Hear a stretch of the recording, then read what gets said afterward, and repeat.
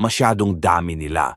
Kung hindi tayo gagamit ng asin at apoy ngayon mismo, wala tayong pagkakataong talunin sila. Mukhang nagdarasal siya, kahit gabi na't ganitong oras. Wala ka ng kasama. Niloko mo kami, pati na ang mga alipores mo. Kung ikaw ay isang bata noong 90s, ipinapadala ba rin kayo ng inyong mga magulang sa probinsya every bakasyon? Sa amin, automatic na iyon, lalo na sa akin at sa kuya kong si Andres. Pagkatapos ng klase, diretso na kami sa bahay ng aming tiyahin.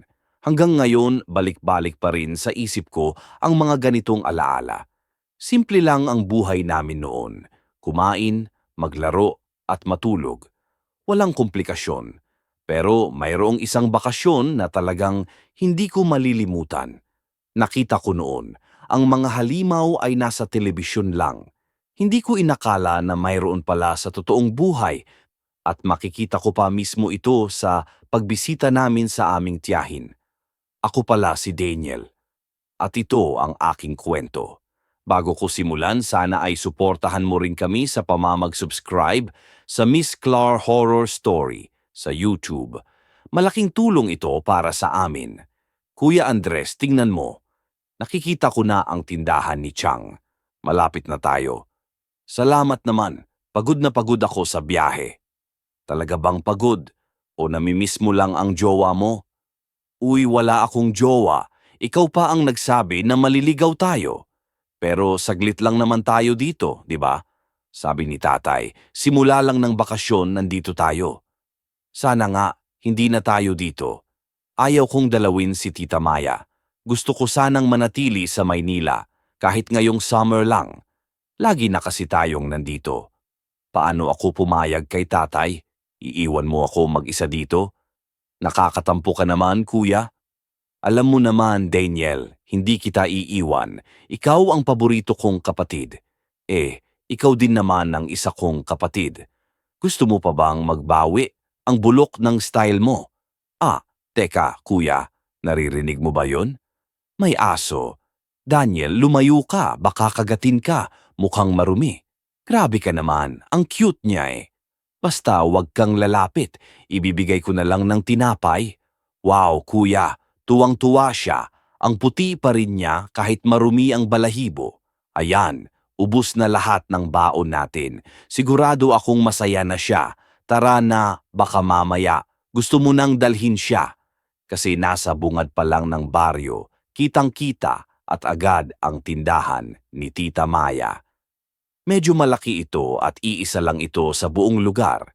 Kaya ayaw mo man, dun ka talaga bibili.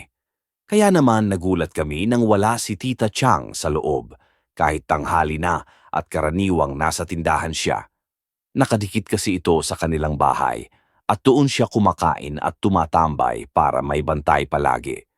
Pabili po, ang lakas ng boses mo. Akala ko ba wala talagang bibili? Gusto sana naming mag-surprise. Sandali lang. Pabili po. Hay naku, ano ba yan? Teka lang, tita. Yan ba? Pasensya na po. Pero, busog ho ba kayo? Baliw ka ba? Chang, buntis po ba kayo? Daniel, Andres, surprise po. Oo, sobrang surprise. Halika na, pasok kayo. Ano bang ginagawa ninyo diyan sa labas? Pasensya na ho kayo, sabi ni Tita Chang habang hirap na hirap siyang bumangon.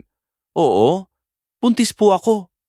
Kami naman ang na-surprise, Chang, tugon ni Kuya Andres. Alam ho ba ni tatay? Hindi niya sinabi sa amin, dagdag ko. Baka nakalimutan lang ni Kuya sabihin sa inyo. Alam naman ninyo ang tatay ninyo. Marami siyang iniisip. Oo nga po, tita. Tsaka halos pamasahe na lang at baon ang naibigay niya sa amin bago pumasok. Teka, nagpapahinga pa ba siya sa trabaho niya? Opo. Saan na po si Tio Edgar? Wala na ba yung manok niya? Hindi ba dapat nandito yung kulungan niya sa harap? Si Chongyo kasi, umalis. Nag-away kami tapos, wala na. Hindi na siya bumalik. Alam po ba ni tatay yan? Naku, siguradong sasabihan ni tatay yun. Oo, alam na niya. Mabuti nga't napigilan ko siyang hanapin si Edgar. Baka patayin niya yon. Hindi ko rin naman alam kung saan hahanapin yun. Kaya hayaan na lang natin. Baka talagang ganito na lang ang takbo ng buhay. Pero paano naman po yung baby nyo, tita? Ay naku, huwag na nating pag-usapan yan. Bata pa kayo para makialam sa problema ko. Kakayanin ko to. May negosyo naman ako.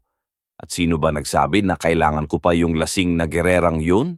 Hay naku, hayaan nyo na siya. Kung puro problema lang din ang dala niya, wala na ring saysay. Kahit hindi sinabi ni Tita Chang, kitang-kita sa mukha niya ang lungkot.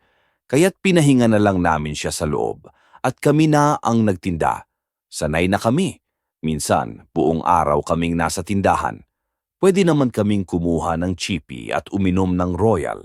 Habang ako, buong araw akong naglalaro ng Game Boy, walang abala. Lalo pa rin akong natuwa noon. Mula nang medyo nagbinata na si Kuya Andres, hindi na siya nakikisama sa akin.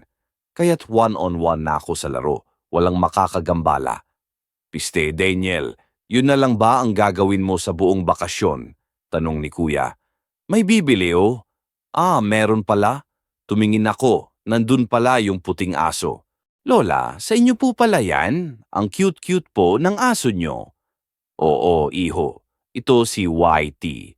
Pwede po ba bumili ng tinapay? May monay ba kayo? Yung maliit lang na nasa supot? Meron po. Inabot ko sa kanya ang supot ng monay. Nilabas niya ang pitaka, pero konting barya lang ang laman. Hindi pa nga umabot sa presyo.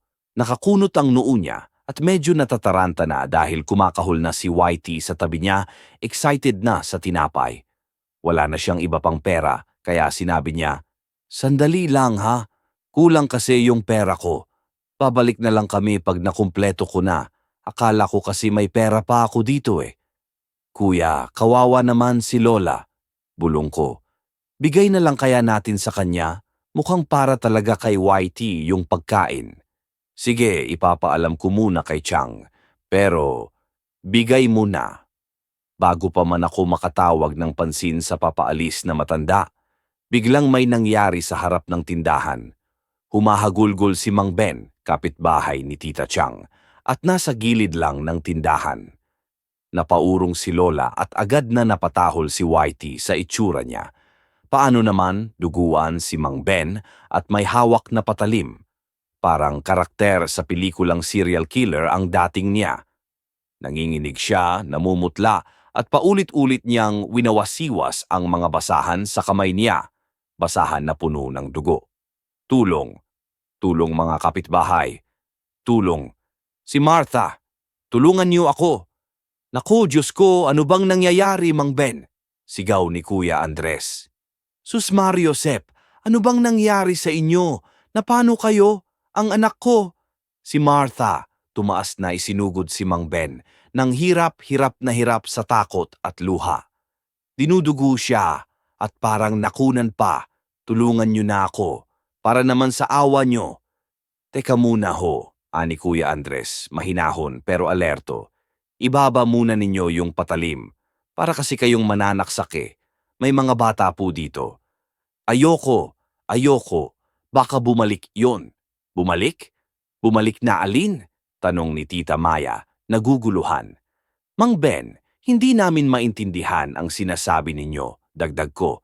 "Kailangan po nating magmadali. Emergency na ang kalagayan ni Martha. Dapat na tayong pumunta sa health center." "May aswang, Maya. Merong aswang," sigaw ni Mang Ben, halos mapahiya sa takot.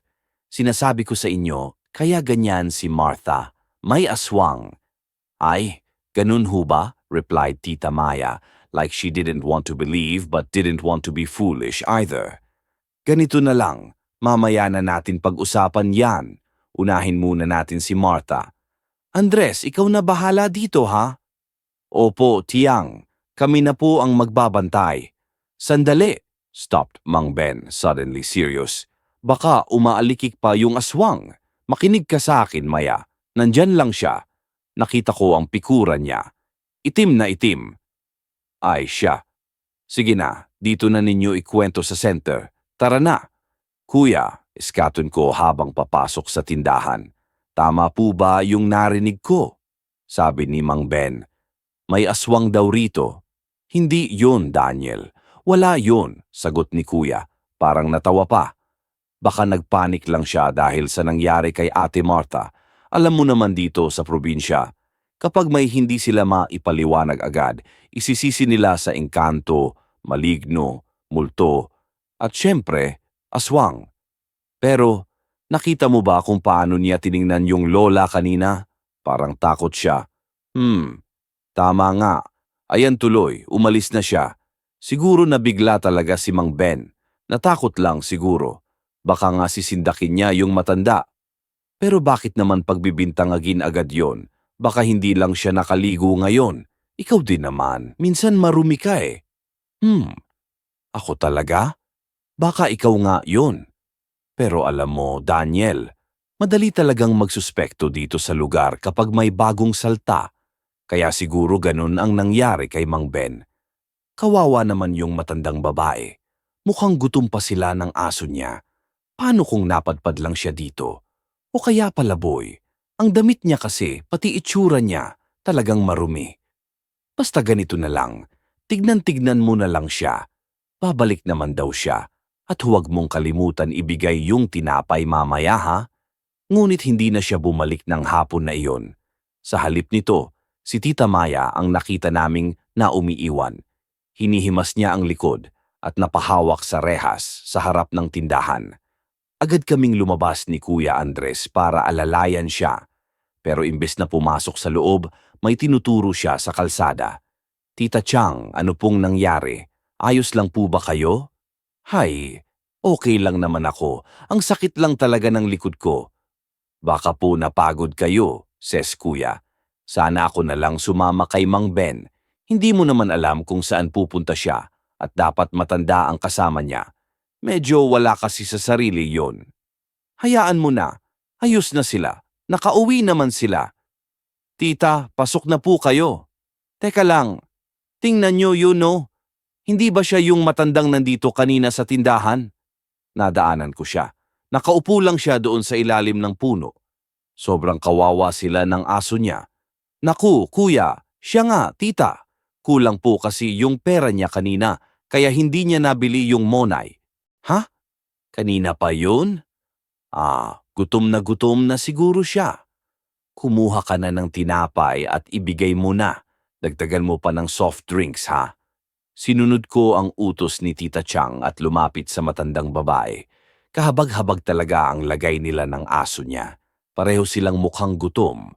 Kumakain lang ng kanin na nakalagay sa isang lumang supot. Walang ulam. At ang kanin pa nga hinati pa nila. Kalahati sa kanya, kalahati sa aso niyang si Whitey. Pasensya na ho kayo, wika ni Tita Chang. Hirap na hirap siyang bumangon.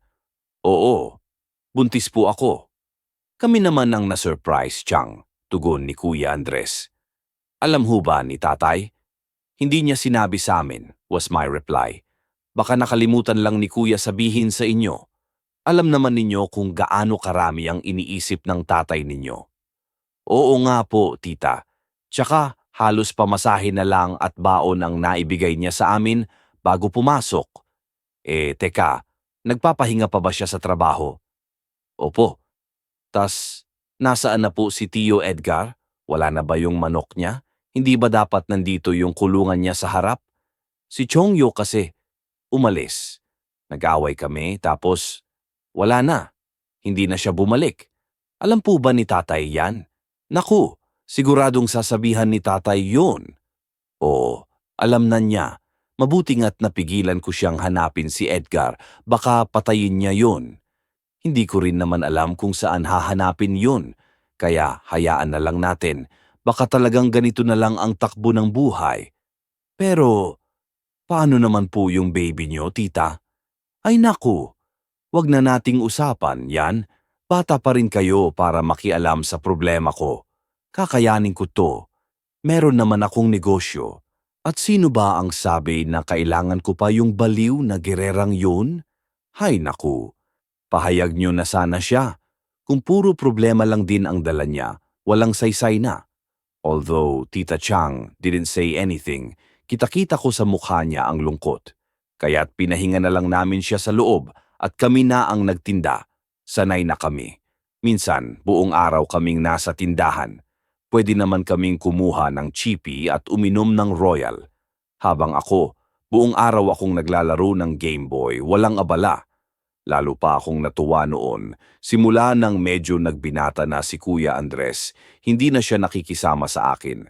Kaya't one-on-one na ako sa laro, walang makakagambala. Piste, Daniel, yun na lang ba ang gagawin mo sa buong bakasyon? Tanong ni Kuya. May bibili oh. Meron pala. Tumingin ako, nandun pala yung puting aso. Lola, sa inyo po pala yan, ang cute-cute po ng aso nyo. Oo, iho, ito si Whitey. Pwede po ba bumili ng tinapay? May monay po ba kayo? Yung maliit lang na nasa supot. Meron po. Inabot ko sa kanya ang supot ng monay. Nilabas niya ang pitaka, pero konting barya lang ang laman. Hindi pa nga umabot sa presyo. Nakakunot ang noo niya at medyo natataranta na dahil kumakahol na si Whitey sa tabi niya, excited na sa tinapay. Wala na siyang ibang pera kaya sabi niya, "Sandali lang ha, kulang kasi yung pera ko. Babalik na lang kami pag nakumpleto ko na. Akala ko kasi may pera pa ako dito eh." Kuya, kawawa naman si Lola, pulong ko. Bigay na lang kaya natin sa kanya? Mukhang para talaga kay Whitey yung pagkain. Sige, ipapaalam ko muna kay Chang. Pero, bigay mo na. Bago pa rin ako makatawag ng pansin sa papaalis na matanda, bigla nga'y may nangyari sa harap ng tindahan. Humahagulgol si Mang Ben, kapatbahay ni Tita Chang at nasa gilid lang ng tindahan. Napaurong si Lola at agad na napatahol si Whitey sa itsura niya. Paano ba naman?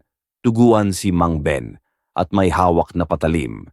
Parang karakter sa pelikulang serial killer ang dating niya. Nanginginig siya, namumutla at paulit-ulit niyang winawasiwas ang mga basahan sa kamay niya. Basahan na puno ng dugo. Tulong. Tulong mga kapitbahay. Tulong. Si Martha, tulungan niyo ako. Naku Diyos ko, ano bang nangyayari Mang Ben? Sigaw ni Kuya Andres. Sus Mariosep, ano bang nangyari sa inyo? Napaano kayo? Mula maliit, kitang-kita ang mga malalim na kulubot sa mukha ni Lola. Medyo kuba na siya, sobrang payat, at ang buhok niya ay mahaba at puting-puti. Ang kanyang mga mata naman ay malalim, parang laging may iniisip o baka'y may daladalang matinding pasanin. Iho, tawag niya sa akin mahinahon pero mahina ang boses. Ikaw pala yung nasa tindahan kanina? Pasensya ka na ha. Hindi na pala talaga abot ng pera ko yung tinapay. Bibili na lang sana ako ng murang chichirya. Meron ba kayo nun? Yung piwi ba yun? Masarap kasi yun. Pwedeng iulam sa kanin ko. Lola, meron po kaming piwi, sagot ko. Pero ito muna po, tinapay na lang. Talaga? Thank you, iho. Favorite yan ni Whitey eh. He, go na, Whitey, Whitey-o. Talagang kinain niya. Abot-abot sa tuwa si Whitey. Sige, sayo na. Yan, Whitey. Wala ka namang kaagaw diyan. Kain na. Thank you, iho. Pero, sa lagay na ito, hindi ko mababayaran yung ibinigay mo. Pasensya ka na ha? Tumatanggap ba kayo ng halamang gamot? Yun lang kasi ang meron ako. Pero epektibo, yan. Pangako. Hindi po. Wala pong bayad yan. Sige lang ho. Pinadala po talaga yan ni Chang. Ito rin po. Baka gusto nyo ng soft drinks? Hay, Diyos ko naman. Maraming salamat talaga sa'yo. Gutom na kasi talaga tong aso ko. Ibibigay nyo po sa kanya lahat? Paano naman po kayo? Hindi ho ba kayo nagugutom? Ayos lang ako. Sapat na to, yung soft drinks. Meron pa akong tirang kanin dito para sa hapunan. Maraming salamat talaga ha. At napakasarap talaga nitong malamig na soft drinks, lalo na sa mainit na panahon ngayon. Pero seryoso po ba kayo? Mukhang wala po kayong ulam. Yung chichirya na lang sana ang bibilihin ko para pang ulam namin. Yun na lang kasi ang kasya sa pera ko. Nakakalungkot pakinggan, agad akong napaisip. Naku naman to si Lola eh. Ganito po, halika po, sumama kayo sa akin ha. Sandali lang ha. Sige po, sumama lang ako. E.T., halika dito. Kasi matanda at mahina siya, tinulungan ko pa siya. Masaya namang sumunod ang aso niya, si Whitey, na parang alam na may kainan na sila. Nang makarating kami sa tindahan, agad akong lumapit kay Tita Chang at bumulong. Samantala, diretso si Whitey kay Kuya Andres para magpalambing. Nakangiti si Lola habang pinapanood sila. Nakikita kong may liwanag na bumalik sa kanyang mga mata kahit sandali. Doon nabuo ang ideya sa isip ko. Tita Chang, bulong ko. Wala po talaga siyang pambayad. Binigay pa niya sa aso niya yung monay. Nakakaawa po kasi kanin lang po ang kinakain nila. Uulamin, chichirya lang. Pwede ba natin siya pakainin? Ay naku, oo naman Lola. Tugon ni Tita Maya agad na lumapit. Ako po si Maya. Ako po ang may-ari ng tindahang ito. Ah, naman si Lola Iska. Excuse me na ha. Hindi ko kasi mapapabayaran yung tinapay. Pero, kinain na ng aso ko tapos inumin ko na yung soft drinks. Hay naku, hindi nyo naman ho kailangang magbayad. Walang kapalit yan. Sa katunayan, ayain pa sana kita kung gusto nyo pong sumalo sa amin ng pamangkin ko. Maghahapunan na ho kasi kami. Nagulat si Lola. Sa simula, tumanggi siya, nahihiya raw. Pero dahil sa aming pamimilit at siguro dahil sa kalam ng tiyan, pumayag na siya at sumama sa loob ng bahay. Ngunit bago pa man kami makaupo sa lamesa, biglang napahinto si Tita Maya. Humagulgol siya at napakapit sa hamba ng pintuan. Aray! Aray ko. Saan? Teka nga, humihilap yung tiyan ko eh. Aray! Ay naku! Iha, maupo ka muna dito ha. Saan ba talaga masakit? Ituro mo. Dito ko eh. At saka medyo dito rin. Ano ginagawa ninyo? Ayos lang ba kung may ibibigay ako sa inyo? Langis? Para saan ho ba yan? Dati akong manggagamot sa baryo namin. Marami na akong natulungang mga buntis na kagaya mo. Kabisado ko na yung mga iniinda ninyo. Kaya may mga halamang gamot ako para dyan. Ay ganun ho ba? Sige ho, kung halamang gamot naman yan. Alam ko naman na kararating ko lang. Kaya baka wala kang tiwala kung hahawakan kita. Iho, ikaw na ang magpahid nito sa tiyan ng tiyahin mo ha. Ayos lang ba yon? Ah, sige ho. Mukhang gumanda ang pakiramdam ni Tita Maya agad nang dumampi sa kanyang tiyan. Ang langis na ibinigay ni Lola. Napabuntong hininga na lang si Chang at sandali lang ay nagsalo-salo na kami sa hapunan. Halatang hungering si Lola Iska. Kaya pa rin sinaliwanag niya ang kanyang panganganak. Pero kahit kasya pa siya kagutom, hindi niya nakalimutan na magbigay muna ng pagkain sa kanyang aso. Hindi namin maiwasang makita siya. Sobrang bulaan ng katabaan niya, pero nang kakanin medyo kumilos na siya. Gayunpaman patuloy niyang sinalukay si Whitey parang kaba na baka may kukuha dito pagkatapos nilang kumain. Maraming salamat talaga sa inyo, said she, full of gratitude. Namomblema kasi talaga ako kanina. Umiiwas kasi ako sa maalat na pagkain para kay Whitey at akala ko, chichirya lang ang uulamin namin. Maraming salamat. Nabusog kami ngayong gabi.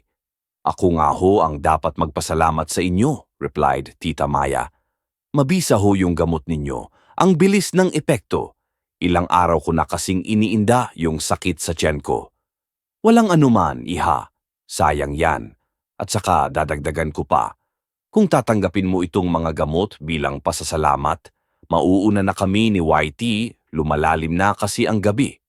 Ho? Saan naman po kayo pupunta? Gabi na po. May biyahe pa ho ba? Maghahanap kasi ako ng masisilungan. Payat kasi itong si Whitey, madaling lamigin sa gabi. At medyo may edad na rin siya kaya nahihirapan na. Saan po ba kayo nakatira? Hindi ho ba kayo makakauwi? Gusto nyo hatid na lang po namin kayo? Ay, hindi na. Hindi kasi ako taga rito. Lola, tanong ko ng mahinahon, pwede ko lang hubang tanungin, ano po bang nangyari sa inyo? Mukha kasing hindi kayo taga rito at parang may pinagdaanan po kayo. Paano ho kayo napadpad dito sa amin? Huwag po kayong mahihiya para malaman din namin kung paano kayo matutulungan. Galing kasi ako sa bahay ng manugang ko doon sa barangay San Isidro, pero kailangan ko nang umalis. Ho, ang layo pa ho nun. Naglakad lang po kayo? Oo, iha. Umalis kasi ako dahil napahiya ako nang marinig ko ang asawa ng anak ko. Nagtatalo sila. Ayaw niyang patirahin ang pamilya niya doon. Sabi niya, paalamunin lang daw ako. Pero ang sabi naman ng anak ko, bago ako pumunta sa kanila, okay naman daw. Kaya nang mag-alas balota na lang ako, hindi ko na itinuloy ang pag-upa sa bahay na tinutuluyan ko. At ngayon, hindi na ako makakabalik doon. At pumayag ho yung anak ninyo na sabihan kayo ng ganon? Lalaki kasi ang anak ko. At mayaman ang pamilya ng babae. Hindi kami mayaman kaya nanliliit siya doon. Naiintindihan ko naman na hindi niya maipipilit na manatili ako. Kaya hindi na ako nagpaalam ng aalis. Nag-iwan na lang ako ng sulat. At kahit papaano, masakit pa rin marinig yung mga salitang yun. Alam kong hindi totoo. Matanda na nga ako. Magiging palamunin pa ba? Ay naku, Lola. Hindi naman ho ganon. Tingnan nyo nga ho tong mga gamot ninyo, mabisa naman. Pwede itong pagkakitaan. Hay naku, ayoko na kasing ipagpilitan ang sarili ko. Kung alam kong hindi nila ako gusto doon, ayoko na rin. Baka paano pa nila saktan itong aso ko? Nakita kong malupit ang pamilya ng babae. Sabihin na nila lahat sa akin, huwag lang talaga nilang saktan si Whitey. Ito na lang ang kasama ko sa buhay. Ano na ho ang balak ninyo? Saan na ho kayo pupunta? Sinusubukan kong maghanap ng trabaho sa bawat barangay na madadaanan ko. Mamamasukan sana akong labandera o kahit kasambahay. Kahit ano. Pero pag nakikita nila ang kalagayan ko, doon na ako tinataboy. Pero dahil sa tulong ninyo ngayon, nakakain kami ng maayos buong araw. Makakabawi ako ng lakas at maghahanap ulit ako ng mapapasukan. Ay naku, Lola Iska, ang sabi ni Tita Maya, bigla ang seryoso. Hindi nyo na ho kailangang maghanap pa. Dito na ho kayo tumuloy. Naku, mukha namang hindi nyo kailangan ng katulong dito eh. Napakalinis na ho dito at marami na kayo, ang sabi ni Lola Iska, parang nag-aalala. Hindi ba? Kung kukunin nyo ako dahil lang sa awa, huwag na lang. Gusto kong masulit nyo yung sahod na ibibigay nyo. Ay naku, hindi ho ganon, replied Tita Maya. Nakuho lang niyong sinabi na maayos kami dito. Madalas ho kaming makalat. At tong mga batang ito, bakasyon lamang sila ngayon dito. Taga Maynila ho sila. At saka, talagang kailangan ko ho ng magbabantay sa tindahan. Nakikita niyo naman, ilang buwan na lang ay manganganak na ako. Ay ganun ba? Kailangan niyo talaga ng tulong. Kung ganun, payag na payag ako at saka, pwede ba tong aso ko dito? Hindi niyo siya alisin, di ba? Hindi naman ho. Mukha namang mabait siya at maganda rin kung may bantay sa bahay.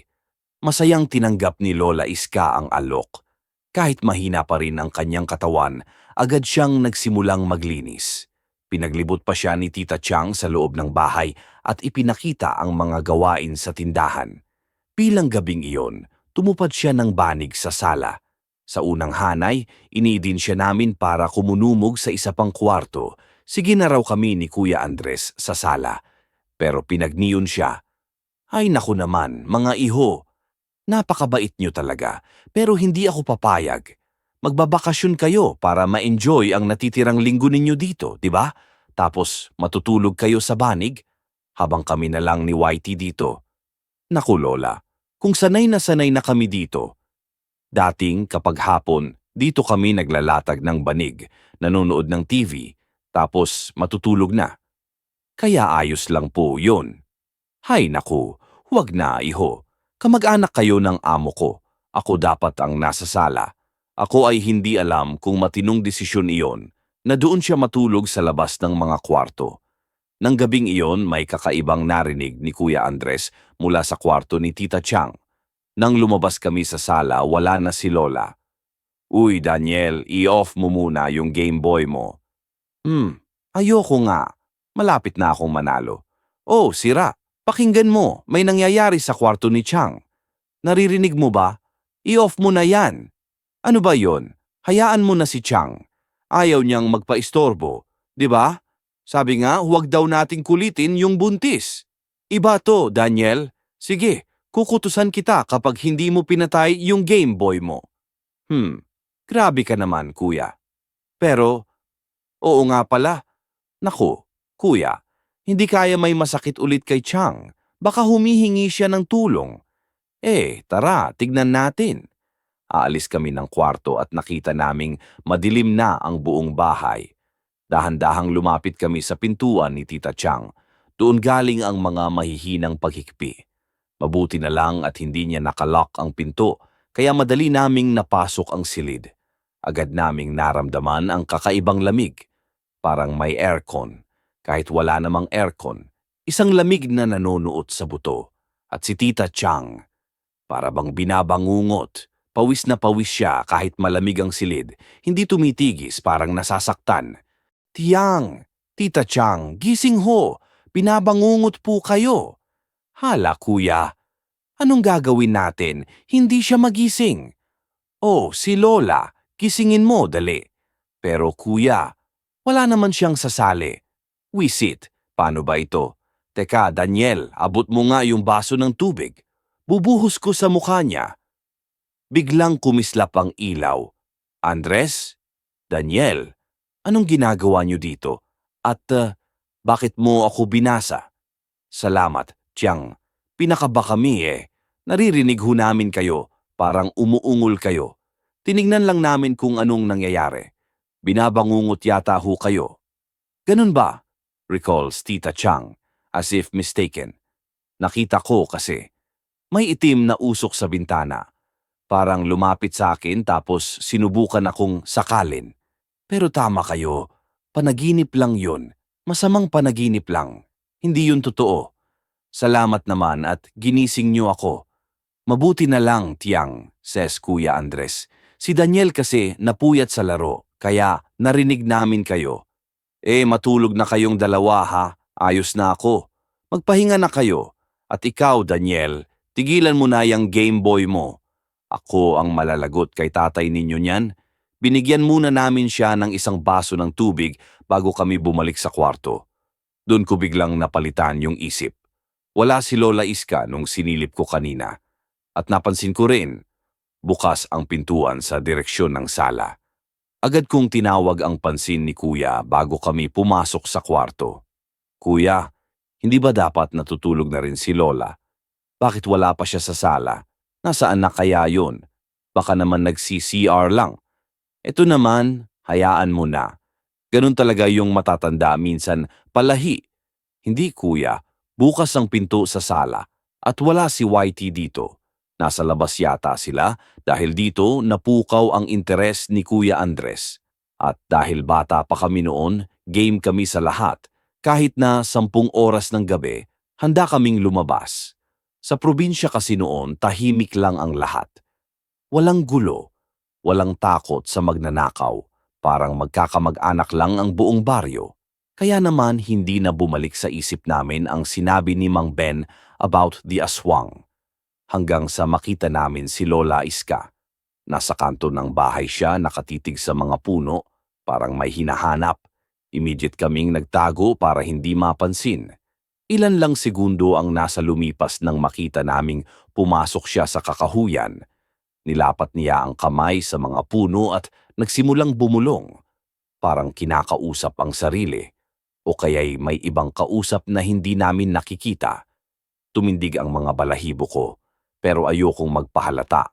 Alam kong kakantswan ako ni Kuya na duwag. Kuya, tingnan mo anong ginagawa niya? Mukhang nagdadasal siya sa ganitong oras ng gabi. Abali ko, paalis na siya. Stoy! Kuya, saan ka pupunta? Susundan ko si Lola eh. Huwag ka na sumama kung natatakot ka. Diyan ka na lang. Ayoko. Baka mamaya may aswang dito, kuya. Ayokong maiwan. Sige, halika na. Basta huwag kang maingay ha. Sinundan namin si Lola Iska. May hawak siyang itim na bagay. Parang gabay niya sa dilim. Dahil malayo kami, hindi ko mawari kung ano yon. Pero gamit niya yon para ituro kung saan siya pupunta. Nakalapag kami sa sentro ng baryo at sa luwang ng kalsada na nang huminto ang matanda. Paling ang linga si YT sa luwang niya. Napaurong pa kami nang biglang tinignan ng aso ang aming kalaban. Hinintay namin na magiba ang atensyon niya bago kumilos. Pero hindi naman namin nakita ang paglalong papuntang silipan. Biglang umalis si Lola Iska matapos makaharap sa harap ng isang malaking berdeng gate. Parang may sinusulat siya doon. Mabilis. Parang ritual. Daniel, halika na. Atras, dali. Tapos na siya, oh. Oo, kuya, takbo. Halos magkandara pa kami pabalik sa bahay para hindi kami maabutan. Dumiretso kami sa kwarto at hindi na ulit binuksan ang pintuan. Hindi namin maintindihan kung ano talaga ang nakita namin. Pero mas takot kami na mapagalitan ng mga matatanda kaysa sa anumang multo o aswang. Kinabukasan si Kuya Andres ang una na nag-umpisang usapan kay Tita Maya, samantala ang Lola Iska ay engaged sa tindahan. Chang, tanong niya, yung malaking gate na kulay green doon sa dulo ng baryo. Sino ho nakatira doon? Bago lang ba yun? Parang wala pa yun nung huling punta namin dito. Ay, yun ba? Yun yung compound ni Roldan, the new dating owner here. Malaki ang lugar nila. May kubo pa para sa mga trabahador niya. Marami silang nakatira sa looban. Kasi, kagabi, doon siya. Sisimulan na sana ni Kuya Andres ang kwento nang biglang mahinto ang usapan dahil sa mga sigaw mula sa tindahan. Rinig pa ang sa loob ang boses ni Mang Ben at nakikipagtalo siya kay Lola Iska. Agad kaming tumakbo para pigilan ng lalaki, lalo't nakikita naming umiiyak na si Lola. Oh, bakit siya papayag? Kakilala mo ba talaga siya? Tanong ni Mang Ben, parang galit na galit. Ay, hindi. Hindi ko alam. Hindi naman ako nagpumilit dito. Abay, talagang hindi. Depensa ni Lola. Hindi ka pa nga namin kilala dito sa baryo eh. Bakit naman siya magtitiwala agad sa'yo? Hindi ko talaga pinagpilitan ang sarili ko. Si Maya ang nag-alok sa akin. Ano? Parang utang na loob pa niya na tumuloy ka sa bahay at nagbabantay dito? May pera kang hinahawakan sa pagbabantay mo sa tindahan? Dagdag responsibilidad yan. Dapat inaayos mo. Oo nga, at alam ko naman yon. Nagkamali lang ako ng sukli dahil hindi ko mahanap yung salamin ko. Pasensya ka na ha, suot ko naman na yung salamin ko eh. At saka, nakita ko rin agad yung pagkakamali ko. Oh? Paano ka nagmamadali? Paano mo kaya kung maraming namimili? Kaya nga, pasensya na. Bago lang kasi ako dito. Hindi pa ako sanay. Mang Ben, interrupts ni Tita Maya. Ano ho ba nangyayari dito? Bakit niyo pinapagalitan si Lola Iska? Paano ba naman, Maya? Nagkamali siya ng sukli sa akin. Hindi naman ako nagagalit. Napapataas lang talaga boses ko. Pasensya na. Tensinado lang ako mula kahapon. Ay, ganun ho ba? Kamusta na pala si Martha? Sinunod namin yung sabi ng health center. Pero masama pa rin pakiramdam niya. Stress na stress ako. Para akong mababaliw sa pag-aalala. Ang dami kasing dugo na nakita ko sa kanya kahapon. At ngayon, putlang-putla na siya. Sige lang ho, sundin niyo lang ang sinasabi ng center. Gagaling din ho siya, pero huwag niyo naman si Lola pagalitan at saka dito na ho siya nakatira sa amin. Ay, hindi naman sinasadya ko taasan ang boses ko. Wala lang talagang tiwala ako sa mga bagong dating dito. Alam mo naman ang suswets ako, di ba? Tingin ko may aswang talaga ditong umaaligid. At sino ba tong bago? Binabalaan ko lang kita ha. Baka magkamali ka sa taong pinagkakatiwalaan mo. Hindi mo pa nga kilala yan eh. Mawalang galang na ho, Mang Ben, sabi ni Tita Maya, makulit pero seryosa. Kahit kararating lang ni Lola dito kahapon, huwag niyo naman siyang pagsalitaan ng ganyan. Hindi magandang bungad yun para sa kanya dito sa atin. Alam ko naman may pinagdadaanan kayo, pero konting preno lang din ho. Hihip pa nga sana ni Mang Ben ang meron pang dumating sa tindahan. Isang lalaki, ngayon lang namin siya nakita. Halos kaidaran lang si Tita Chang ang lalaki. Matangkad, matipuno, tindig mayaman. At kung ang kanyang damit at mga dala ang pagbabatayan, halatang may kaya siya. May mga supot ng pagkain siya na agad niyang inabot kay Tita Maya. Parang walang ibang kausap si Chang. Imbes na mainis si Tita Chang sa pagkakasingit ng lalaki, palihim niyang ngumiti. Nalaki ang mga mata namin ni Kuya Andres. Kasi simula nang dumating ang asawa niya, walang iba kundi kalungkutan lang ang dala nito. So sobra kang makagulat na may ibang lalaking nagpapangiti sa kanya ganun. Oh, Roldan, istambay ni Tita Chang, biglang masaya. Ah, mga pamangkin ko pala. Andres, Daniel, si Tio Roldan ha, dumalaw lang siya para dito. May dala akong pagkain. Naisip ko lang, baka hindi pa nakaluto ng tanghalian eh, para mabawasan yung gawain mo. Pero ang daming tao dito ah, isang araw lang akong hindi nakabisita, dinagsana ng mga tao. Ah, hindi naman, Roldan. Tung mga to, mga pamangkin ko, si Andres at si Daniel, galing sila sa Maynila. At ito namang si Lola Iska. Hay naku, mahabang kwento eh, pero dito na muna titira si Lola para tulungan ako. Ah, ganun ba? Matagal na tiningnan ng lalaki si Lola Iska. But if Lola, nakayuko lang siya, parang ayaw niyang mukhang harapin si Tio Roldan. Kung titingnan mo siya ng mabuti, parang sumisinghot-singhot pa siya. Hindi rin mapakali ang kanyang mga kamay. Agad niyang isinilid sa bayong na lagi niyang dala. Napakamot ako ng ulo. Hindi ko maintindihan ang asal niya. Hindi siya ganyan sa amin. Kahit mahiyain siya, mabait naman siya makipag-usap. Kahit nung inaaway siya ni Mang Ben, hindi siya umiiwas sa tingin. Pero ngayon, halatang takot siya kay Tio Roldan. Sige na, sabi ni Tita Maya. Pasok na lang tayo, Harold. Hay naku, si Maya naman talaga. Parang nakalimutan na yung nangyayari dito. Sino ba naman ang makakasisi sa kanya?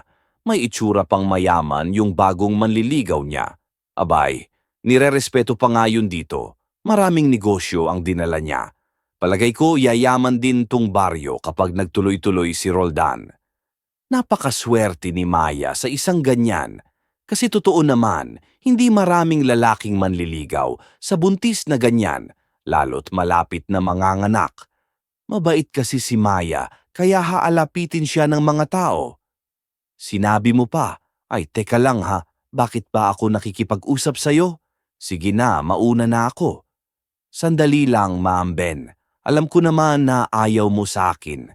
Pero nabanggit mo kanina ang kalagayan ng anak mo, di ba?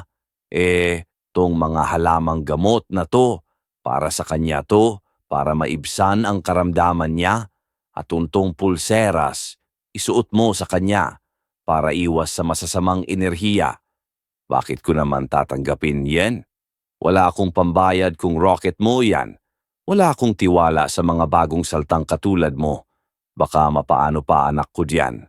Naintindihan ko ang pagdududa mo, pero kailangan talaga to ng anak mo. Ibigay mo na, yan, libre lang to. Gusto ko lang talagang makatulong para maintindihan mo rin na mabuting tao ako kahit ganito ang itsura ko. Sige na po, Mang Ben. Huwag niyo nang tanggihan si Lola Iska. Nakita namin ni Kuya Andres kung gaano kabisa yan kay Chang nung ginamit niya kahapon. At para lang yan sa pag-ayos ng pakiramdam ng anak mo. Wala nang iba. Bagamat labag sa kalooban, pinansin ng manggagawa ang alok. Mula noon hindi na niya sinusungitan si Lola, hindi na nga niya pinapansin. Lumipas ang mga araw ng ganito. Darating si Tio Roldan. At kahit anong pilit ni Tita Chang, halatang may iringan sila ni Lola. At lalo na nang minsan, biglang tumigil si Roldan sa pagdalaw.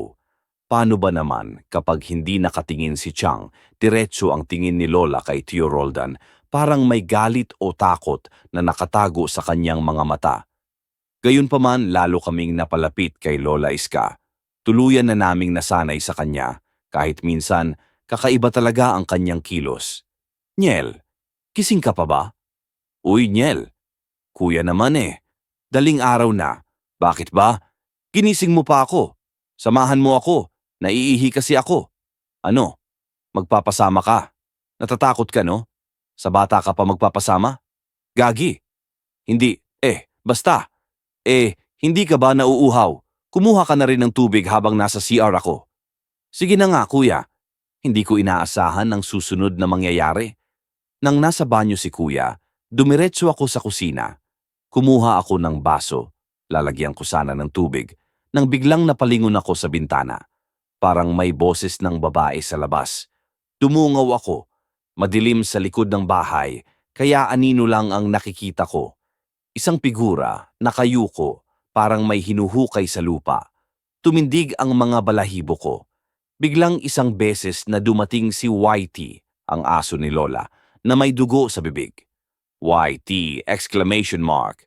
Ano yan? Bakit may dugo sa bibig mo? Shh! Kuya, tingnan mo si Lola ba yung nasa labas? Wala akong makita. Teka, ang dilim. Buksan mo nga yung ilaw sa labas. Ayoko kuya, tignan mo may mga naghuhukay habang nagdadasal yata sa likod ng bahay. Hindi kaya yan yung sinasabing aswang ni Mang Ben? Hindi naman siguro, pero tara, kisingin natin si Chang. Bago pa man namin marating ang kwarto ni Tita Chang, dumapo na naman ang kakaibang lamig sa aking balat, parang sumusuyod ang hangin sa buto. Nang pumasok kami, parang binuksan namin ang pinto ng ref. Sobrang lamig sa loob ng silid. Si Tita Chang ay nanginginig at mukhang nananaginip na naman siya. O baka'y binabangungot ulit.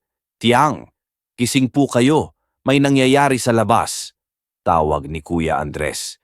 Hala, ayan na naman siya. Parang binabangungot ulit. Hag, ang anak ko. Chang, gising. Gising po kayo. Abruptly kasi napalikwas, napaiyak sa sakit. Humilab siya, yumuko sa gilid ng kama at nagsuka. Dahil doon tuluyan siyang nagising. Kagulatang siya sa sarili niyang ginawa at agad na sinubukang bumangon. Pero halatang hinang-hina siya. Daniel, Andres, kanina pa ba kayo diyan? Huwag kayong matatakot sa itatanong ko ha. Pero, may nakita ba kayong anino? Malaking lalaki, dito pagpasok ninyo? Anino po? Walang po, tiyang. Grabe na talaga tong mga panaginip ko Akala ko totoong-totoo na. May nakita raw akong itim na usok. Naging anino ng lalaki. May masama siyang balak sa anak ko. Gusto raw niyang kainin. Pero hayaan niyo na. Baka pinapangungot na naman ako. At saka, bakit ba gising kayo? Tiyang, maybe nakita kami sa likod ng bahay niyo. Maybe yun po yung sinasabi niyo. Itim na figura po ang nakita namin. Nang marinig niya yon, nagpumilit siyang bumangon. Agad kaming pumunta sa likod ng bahay, but wala kaming nakita. Walang hukay, walang anino, wala man lang bakas. Hanggang sa tinuro ni Kuya Andres, wala si Lola sa sala. Wala siya pagkalabas namin. At si Whitey, nakita kong duguan ang bunganga niya. Tiyang, iba talaga ang kutob ko kay Lola. Parang may mali. Para ka namang si Mang Ben. Para namang pinagbibintangan mo ring aswang yung tao. Alam ko kung nasaan siya. Nagpaalam siya sa akin kahapon. Mamamalengke daw siya maaga. Gusto niyang surpresahin tayo. Kaarawan niya kasi ngayon at malaki raw niyang magluto. Pero hindi ho kasama si Whitey. Lagi ho silang magkasama. At bakit pupula ang bibig niya parang dugo? Ano ka naman, Andres? Pati ba aso gagawin mong aswang? Malay ko ba kung nasaan yun? Baka lumabas lang. At saka, mamaya na natin siya intindihin ha. Sumasakit talaga ang ulo ko sa mga nangyayari dito Dahil doon, tinulungan na lang namin si Chang na maglinis ng kwarto. Hindi na nagtagal at muli kaming nakatulog. Ginising kami ng isang masayang boses ni Lola Iska. At totoo nga nagluto siya. Nang ibungad niya ang handa, parang biglang nawala ang takot at alaala ng kagabi. Sobrang sarap ng mga pagkain. Happy birthday po, Lola, sabi ko. Kung ganito po kasarap lagi ang luto nyo, sana araw-araw nyo na lang pong birthday. Totoo naman. Konti na lang, baka pwede na nating patayuan ng karinderya yung tabi ng tindahan. Kung ganito kasarap luto nyo. Maraming salamat. Gusto ko lang sanang ipagluto kayo bilang pasasalamat sa lahat ng ginawa nyo sa akin. Pinagsaluhan namin ng handa at tuwang-tuwa kami. Maliban kay Kuya Andres, parang ayaw niyang kumain. Tila sinusuri pa niya ang bawat ulam. Kumuha pa siya ng asin mula sa kusina at binudburan ang kinuha niyang karne. Kuya, anong ginagawa mo? Ba't ka pa kumakain? Duda ako sa pagkain, Daniel. Baka may pectus. Pectus? Anong pectus? Baka may nilagay yung aswang para mahawa tayo, para maging aswang din tayo. Oh, anong nangyari doon? Saan? Nilagyan mo ng asin ang ulam? Ayun. Wala. Normal lang pala. Sus. Sige na nga, kuya. Kumain ka na lang. Ala ko naman totoo. Basta, natutunayan ko na lang. Lola. Anong oras po kayo nagpunta sa palengke kanina? Asked Kuya Andres, composed but with a hint of skepticism. Madaling araw pa. Alam mo naman sa palengke, dapat paunahan para sa sariwang isda at karne. Gusto ko kasi yung maayos-ayos, kaya nauna ako. Ganun po ba? Hindi ho ba kayo nagpunta sa likod ng bahay? Hindi naman. Bakit mo naman naitanong? Umalis ako maaga pa lang. Sa kwarto ho ni Chang, pumasok ho ba kayo? Aba, hindi rin. Bakit naman ako papasok doon ng walang paalam? Andres, ano ka ba naman? Tama na yan eh. Teka lang po, Tita Chang. Huling tanong na ho. Lola, si Whitey, nasa na siya? Alam niyo po ba kung anong nangyari sa kanya? Kaya nga. Akala ko nagliwaliw lang sa labas. Hindi pa nga siya bumabalik Kanina pa. Hindi man lang kayo nagtataka kung nasaan siya. Nakita ko kasi, duguan ang bibig niya, parang may kinagat. Hindi natin alam kung ano o sino. Kuya, good naman si Whitey Tama na nga yan, Andres. Look, pinag-aalala mo pa rin si Lola on her kaarawan Let's just leave it, Lola. He'll be back din yan. True naman kasi yung sabi ni Andres.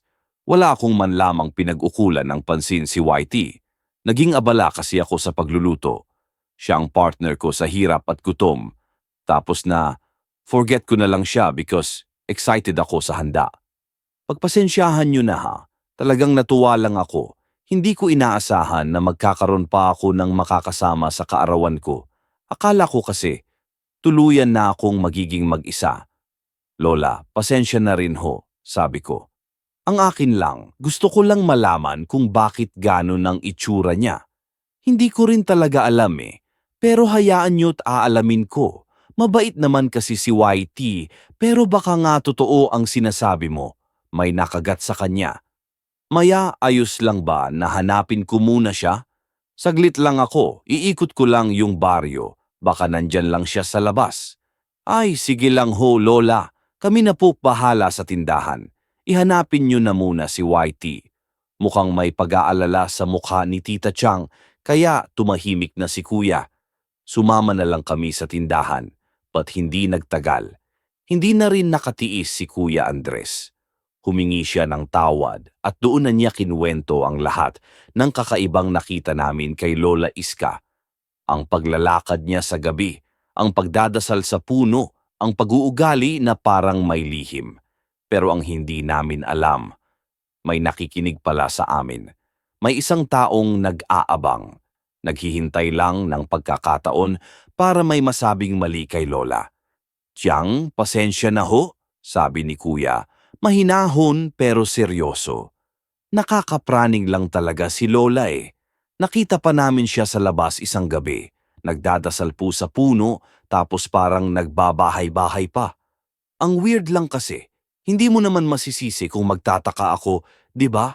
Ako na kasi yung lalaki dito sa bahay, tiyang wala na si Chong. Ayoko namang may mangyari sa atin dahil nagpasok tayo ng ibang tao. Naiintindihan ko naman, Andres. At salamat na rin ha dahil naisip mo yan. Pero kasalanan lang talaga ng pakiramdam ko ilang araw na eh. Parang gusto ko na lang ng walang gulo. Tahimik na lang tayo. Ayoko na kasi ng kahit ano pang aberya. Opo, Tiang. Hindi na po maulit yun. Iintindihin ko na lang si Lola. Nakakatulong naman talaga siya sa atin eh. Pero, Tiang, baka kailangan mong magpa-check up na sa ospital. Ay nako, hindi na. Kaya ko pa naman eh. Nakakapagbigay lunas naman yung halamang gamot ni Lola Iska. Sa gabi lang naman talaga ako nahihirapan. Biglang may nagsalita mula sa pintuan. Ano tong naririnig ko, Maya? Yung pinapatuloy mo palang matanda dyan. Mangkukulam. Roldan. Bakit ka pa ba doon? Ngayon lang ako, nalaman ko kasi yung sinabi ng pamangkin mo. Bata-bata. Totoo ba yun? Yun ba talaga ang nayanuhin ninyo? Opo. Sige, ako na bahala. Kakausapin ko siya. Ako na ang magpapaalis. Wait lang naman, Roldan. Held back Tita Maya, firm but authoritative. Pwede ba muna huminahon ka? Walang magpapaalis kay Lola dito. Hindi kakayanin ng konsensya ko. Nasa kalsada na naman sila at pupulutin pa ng aso na, yun. Basta ako na bahala ha. Huwag mo nang intindihin yon. O sige. Mga bata, sabi ni Roldan, bigla ang seryoso. Sa oras na nakakaramdam kayo ng takot, sabihin niyo agad sa akin. Dapat mapagmatyag kayo dito. Alam niyo bang may napapabalitang aswang sa atin? Hay naku, Roldan, isang ka pa eh. Huwag mo nang iparinig yan kay Mang Ben. Pahala na nga kayo dyan. Ilip na muna ako. Sumasakit yung ulo ko sa inyo eh. Teka. Ano yung suot mong pulseras? Sino ang nagbigay niyan sa'yo? Ay, eto ba? Bigay to ni Lola Iska para iwas daw sa masasamang enerhiya. Ay, teka. Bakit mo naman kinuha? Roldan. Akin na nga yan. Ibalik mo nga sa akin. Huwag kang magulo. Hindi. Ayoko nito.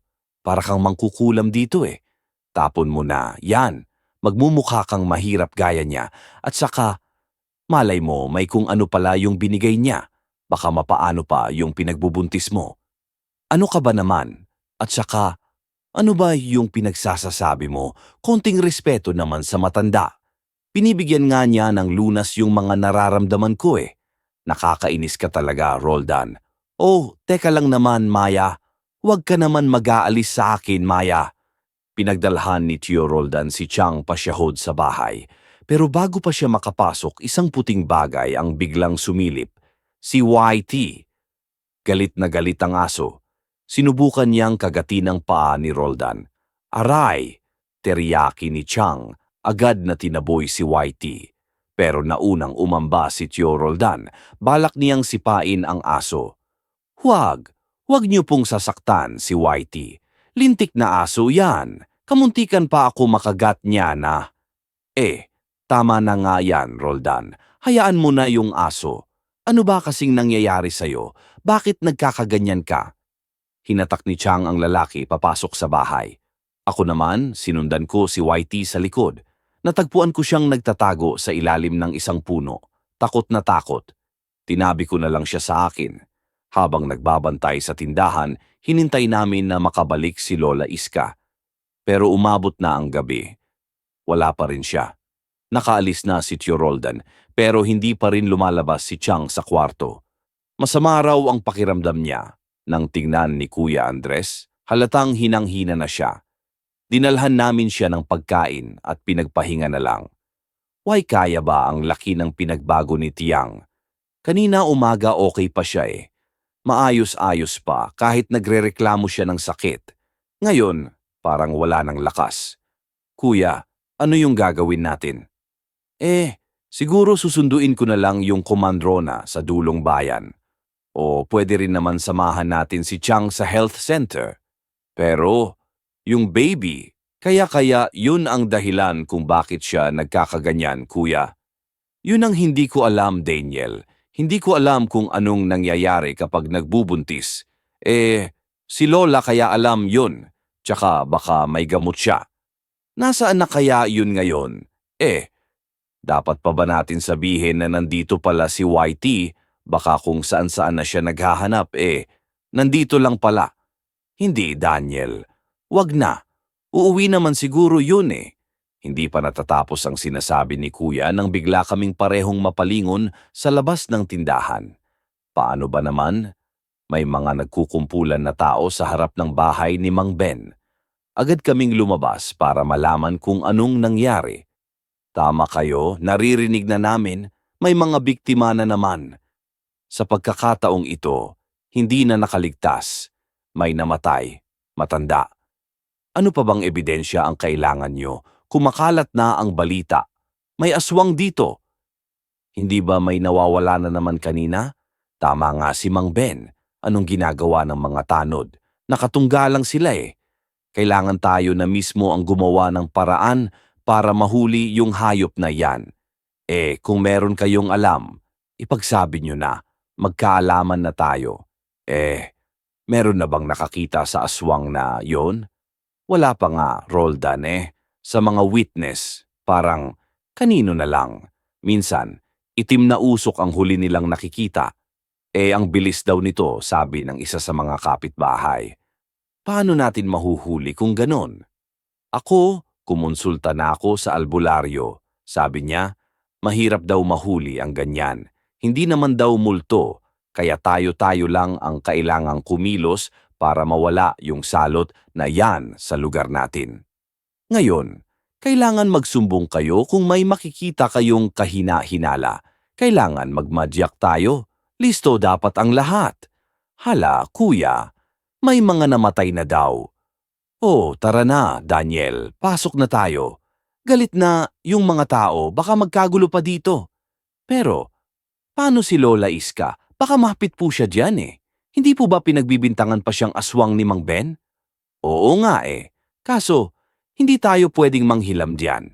May sakit pa si Chang. Tara na, pumasok muna tayo. Hayaan na lang muna natin yung mga matatanda.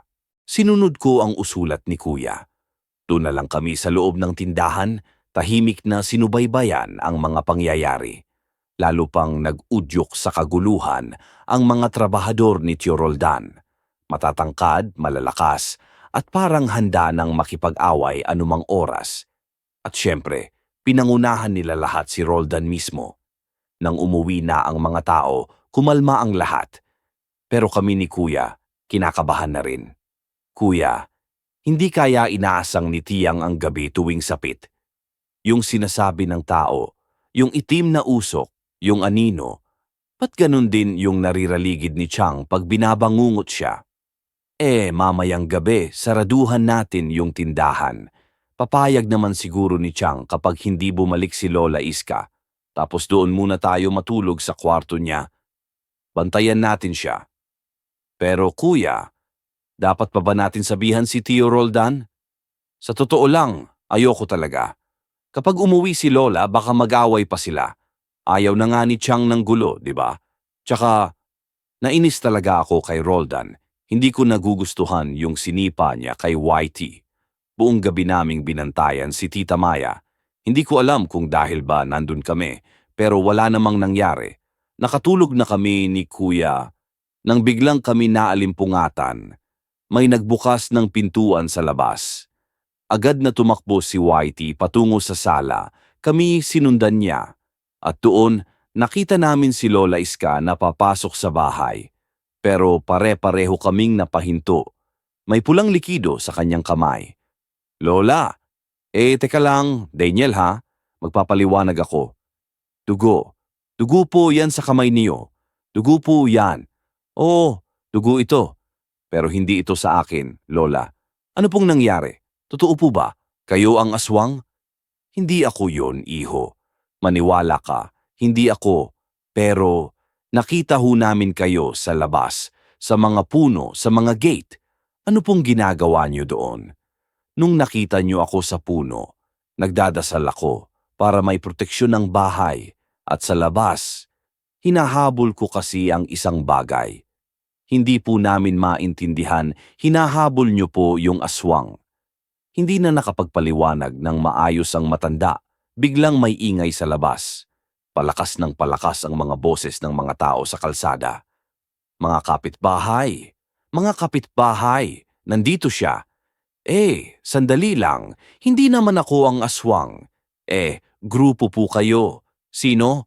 Asked one of the neighbors, angry. Hindi ko rin alam, pero hindi talaga ako yon, replied Lola, cowering. Pangga nga kayo mga kasama, tatakas pa siya. Hulihin natin yung aswang. Tara na, halos gabain ng mga tao ang gate. Sa pagtalimbukin, tumakbo si Lola papunta sa likod ng bahay habang pumasok na ang karamihan sa loob ng bahay.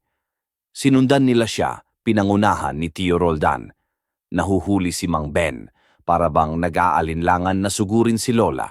Hindi niya alam kung tutuloy ba siya o hihinto. Doon, lumabas si Tita Maya. Hinihingal, hawak ang kanyang namimintog na tiyan. Hirap na hirap siyang kumilos, pero pinilit niya dahil ang kaguluhan ay nasa mismong tahanan niya na. Ano bang nangyayari dito? Bakit naman nagsipasukan ang mga tao? Sandali lang naman, ano bang ginagawa ninyo? Tiyang hinahabol po nila si Lola Iska, dumating kasi siyang may dugo sa kamay. Hindi ko rin alam, Maya, ayon sa Mang Ben, katulad ng nagsisisi. Sabi ko namang hintayin muna ang mga tanod bago kumilos. Pero si Roldan, ginigiit niyang hapulin kaagad yung matanda. Sabi ko, bigyan muna siya ng pagkakataon magpaliwanag. Pero ayaw nilang makinig. Halos lahat yan mga trabahador ni Roldan. Siyempre, susunod sila sa amo nila. Andres, dalhin mo na si Daniel sa kwarto ha.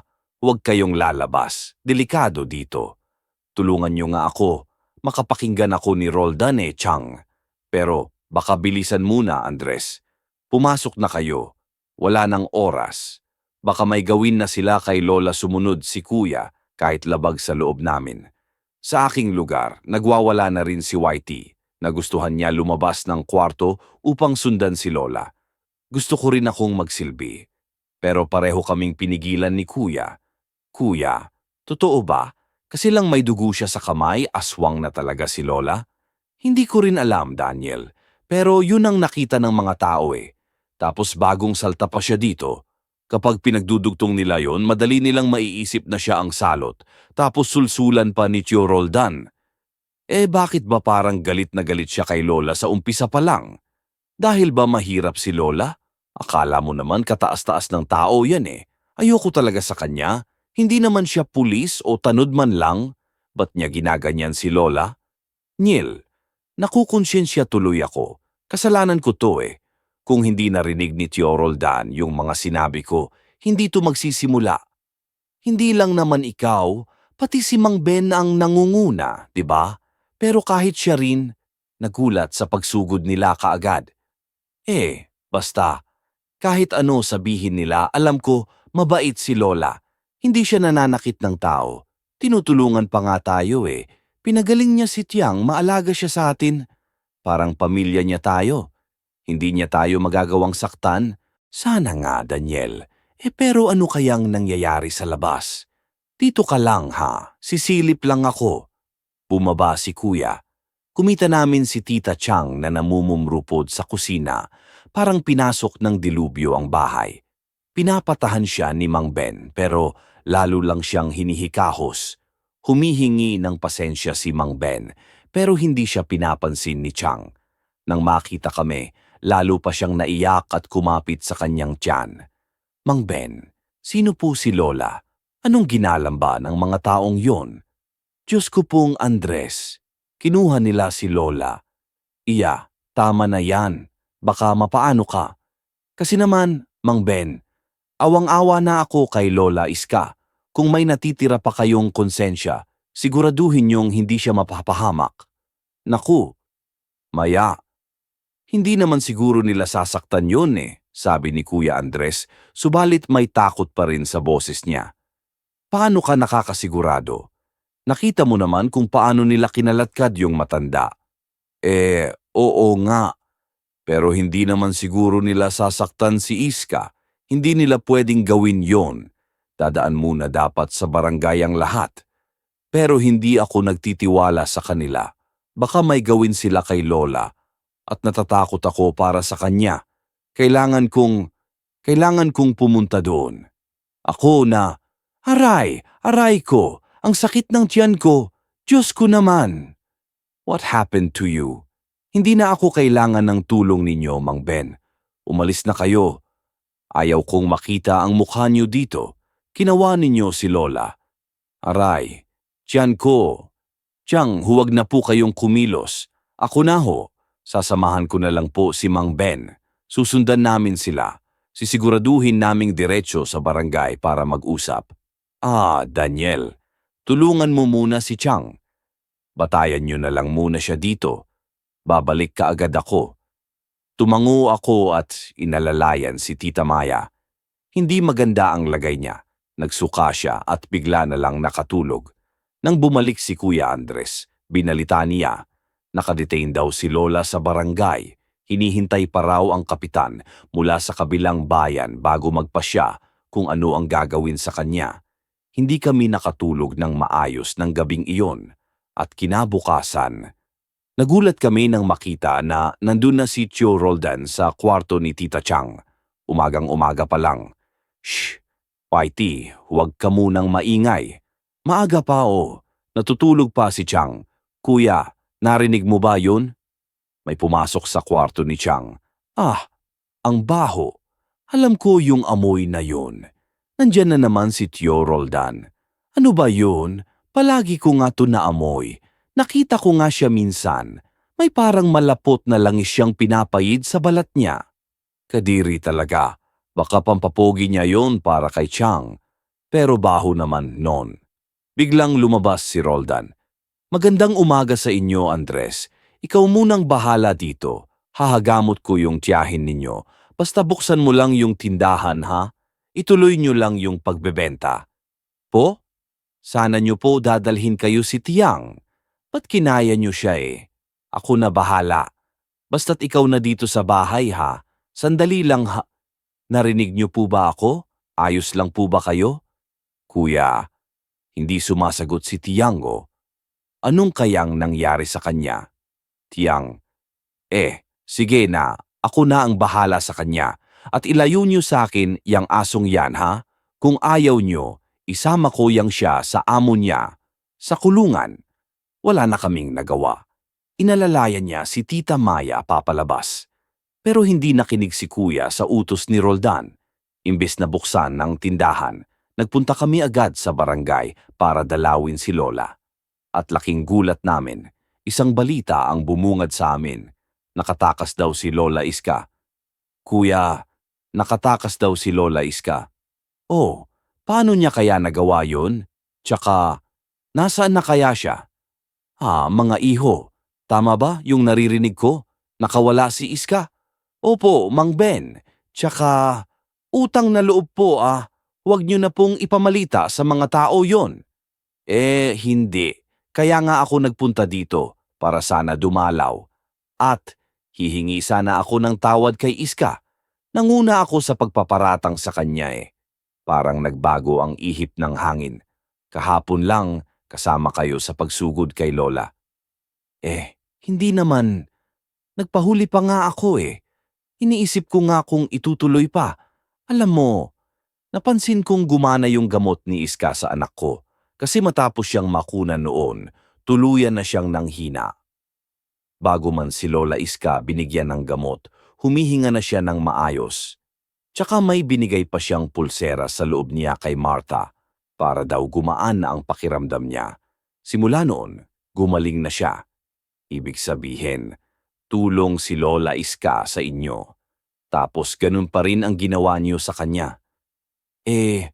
Pasensya na kayo. Nagkamali lang talaga ako. Ewan ko. Hindi ko lang siguro matanggap na mali ako, kaya sinakyan ko yung ginagawa nila. Pero, may balita na naman sa namatay kagabi. Alam niyo na ba yun? Yung panahon na nakakulong si Iska. Kaya talagang napapaisip ako. Talagang hindi siya yun. Paano siya makakapanakit kung nandun siya, nakakulong? Yun nga po Tsaka naintindihan ko naman na parehas tayo ng pagkakamali. Nagduda rin po ako sa kanya, dala rin ng takot. Kasi ngayon na nagkamali tayo, ano po kayang gagawin natin? Saan kaya natin siya hahanapin? Hindi ko rin alam, Andres. Pero kinakain na rin ako ng konsensya ko. Nasan ba si Maya? Pwede ko ba siya makausap? Nasa bahay ba siya? Dumaan ako sa inyo kanina, walang tao. Wala po siya, Mang Bene. Dinala raw ni Tio Roldan, si Pagamot. Lumalala na ho yung sakit niya. Yun na yung gusto kong sabihin kay. Yung sakit niya, hindi ba't parehas ng sa anak ko yun? Ako, konsulta ako sa albularyo. Para na rin paraan ko para makatulong sana. Alam ko kasing may atraso ako sa inyo. At ito ang sabi niya, baka raw naengkanto si Maya. O kaya naman napatanda. Hindi ba't palagi siyang nagpupunta sa kakawahan? O, ano pong kinalaman nun? Wagas daw natipuan siya ng engkanto or kaya pinaglaruan ng lamang lupa. Kaya siya nagkakaganyan. Naku, ganun po talaga yung sabi ng albularyo Oo, pareho siyang hindi mapapagaling ng doktor. Ang sabi ng albularyo, ang nakatunong lunas sa ganon ay hahanapin ang nakausling ugat ng puno ng balete doon sa gubat at balutin ng asin. Pwede kang mamili kung gagawin yon bago ang pagbatak ng gabi o kaya naman pag 3:00 ng umaga. Basta ganung oras kasi malakas ang kanilang puwersa. Kung ganon, sige ho, gagawin ko po yon. Iho, pwede naman kitang samahan. Delikado sa kakawahan, baka mapaano ka. Hindi na ho, Ben. Sapat na po yung tulong nyo. Tatakas lang din po kasi ako Mukhang bantay sarado po kasi kami ni Tio Roldan. Tumakas nga lang din kami ngayon siya. Sige, umuwi na lang muna kayo at baka maabutan niyang umalis kayo. Hindi ko malaman doon sa isang yon. Para bang nag-iiba ng ugali. Simula nung kaguluhan kay Iska, para bang galit na galit siya palagi. Boto pa naman ako sa kanya dati pero ngayon, parang diktador na. Kaya naman nagmadali na rin kami sa pag-uwi at sa kabutihang palad, wala pa sila. Kaso nauubos na ang oras at para bang hindi mapakali si Kuya kahit si White noon ay paikot-ikot sa bahay at parang gusto niyang lumabas. Niel, alabas na ako. Dito ka lang. Bukasan mo yung tindahan para kunyari, sinusunod natin yung utos nyo. Tapos pag nagtanong sila kung nasaan ako, sabihin mo, may binili lang ako sa bayan. Basta pagtakpan mo lang ako. Gusto ko kasi umalis bago mag-abi. Ayokong abutin ng madaling araw sa gubat. Kuya, sasama na lang ako sa'yo. Baka mapahamak ka pa Niel, wala pwede sa mga bata na lumipad sa kakawahan. Safe doon Ako na lang ha. Sige na, ikaw na bahala dito ha. Left na nga ako pero ang sama talaga ng kutob ko at para bang may masamang mangyayari. Kaya decided na akong sumunod sa Kuya Andres. Hindi pa naman siguro siya nakakalayo sa puntong yon at mahahabol ko pa siya. Si Whitey pa noon, hindi na tumigil at siya'y kakakalmot sa pintuan. Naisip kong palabasin siya sa bakuran lang dahil baka gustong dumumi. Pero nakahanap pa rin siya ng paraan para makatakas. Napakabilis ng takbo niya. Yun pala, gusto niya ring sumunod kay Kuya Andres. Hoy, sino yan? Lumabas ka. Alam ko may tao diyan. Kuya, ako po ito Pasensya na po ba't sabi ko doon ka lang sa bahay? Tapos dinala mo pa yung aso? Kuya, nauna siyang tumakbo Hindi ba't okay lang naman talaga na sumama kami? Ano pa bang magagawa ko Basta, huwag kayong magulo ha. Bilisan na lang natin. Baka mas madaling makita yung malaking puno pag dalawang mata na yung maghahanap. Sorry po talaga kuya Sige na, tara na. Wow, kuya. Ang laki ng puno dito Naku, yun na nga yata yung sinasabi ni Mang Ben Teka, ayun no, may nakausling ang ugat. Paano kaya babalutin to ng asin kuya? Ganito lang Pagkatapos po niyan magiging okay na si Chang. Sana nga, Daniel. Kuya, ako lang ba o bigla na lang dumidilim? Kasi baka malapit na mag-abe. Tara na, tulungan mo na ako para mas mabilis. Pero, kuya, sobrang lamig Sobrang lamig bigla. Ab, oo nga, numero. Parang may aircon bigla dito. Ano kaya yon? Kuya, bilisan mo na lang diyan. Ayan, tapos na. Siguro naman gagaling na si Chang. Wala na akong masyadong pinag-iwanan ng pansin ang nasa sinasabi ni Kuya kasi bigla akong napatigil sa pangaibigan. Paano ba naman? Parang nakaramdam ako ng matinding yelo na gumuguhit sa buto ko. Napalingon pa nga ako sa likod at napaurong. Wala namang nakikita pero may nararamdaman ako. Mabigat yun sa dibdib at para bang may bagay na hindi ko makita pero alam ng katawan kong nandyan lang. Niel, ayos ka lang? Tara na, okay na to. Oh, kuya, yung pakiramdam ko. Pagkatapos lamang ng isang iglap, isang malakas na puwersa ang tumulak sa akin.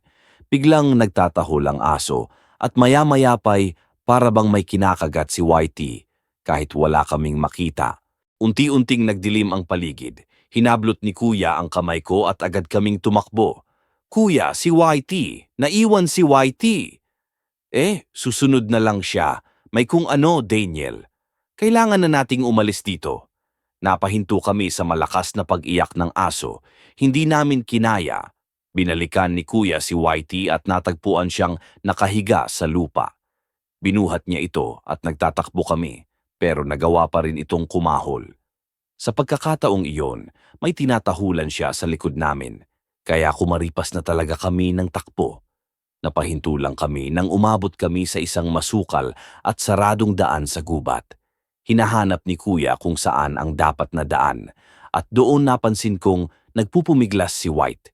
Binaba niya ang aso at nagsimula itong suminghot. Daniel, sandali lang. Iba na yata ang narating natin Hindi ito yung pabalik. Kuya, pagod na ako kung ano man yon siguro hindi na tayo nasundan, no? Pero may nararamdaman pa rin ako kasi ang problema natin ngayon, nawawala na rin tayo Tignan mo, kuya. May pupuntahan si Whitey Baka alam niya yung daan pabalik. Sinundan namin ang ikalawang aso. Lakas ng lakas ang kilos niya, nakakaalis siya parang may sinusundan. Hanggang sa ang taghabol ang pagdating namin sa isang mas madilim na lugar ng gubat. Dito, hindi talaga tumatagos na araw.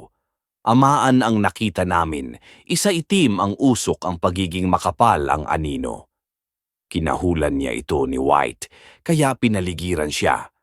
Napaurong ang aso dahil nasaktan siya nang napalibutan siya ng anino. Sinundan pa siya nito, pero biglang napahinto ito dahil may nagsaboy ng asin sa kanya.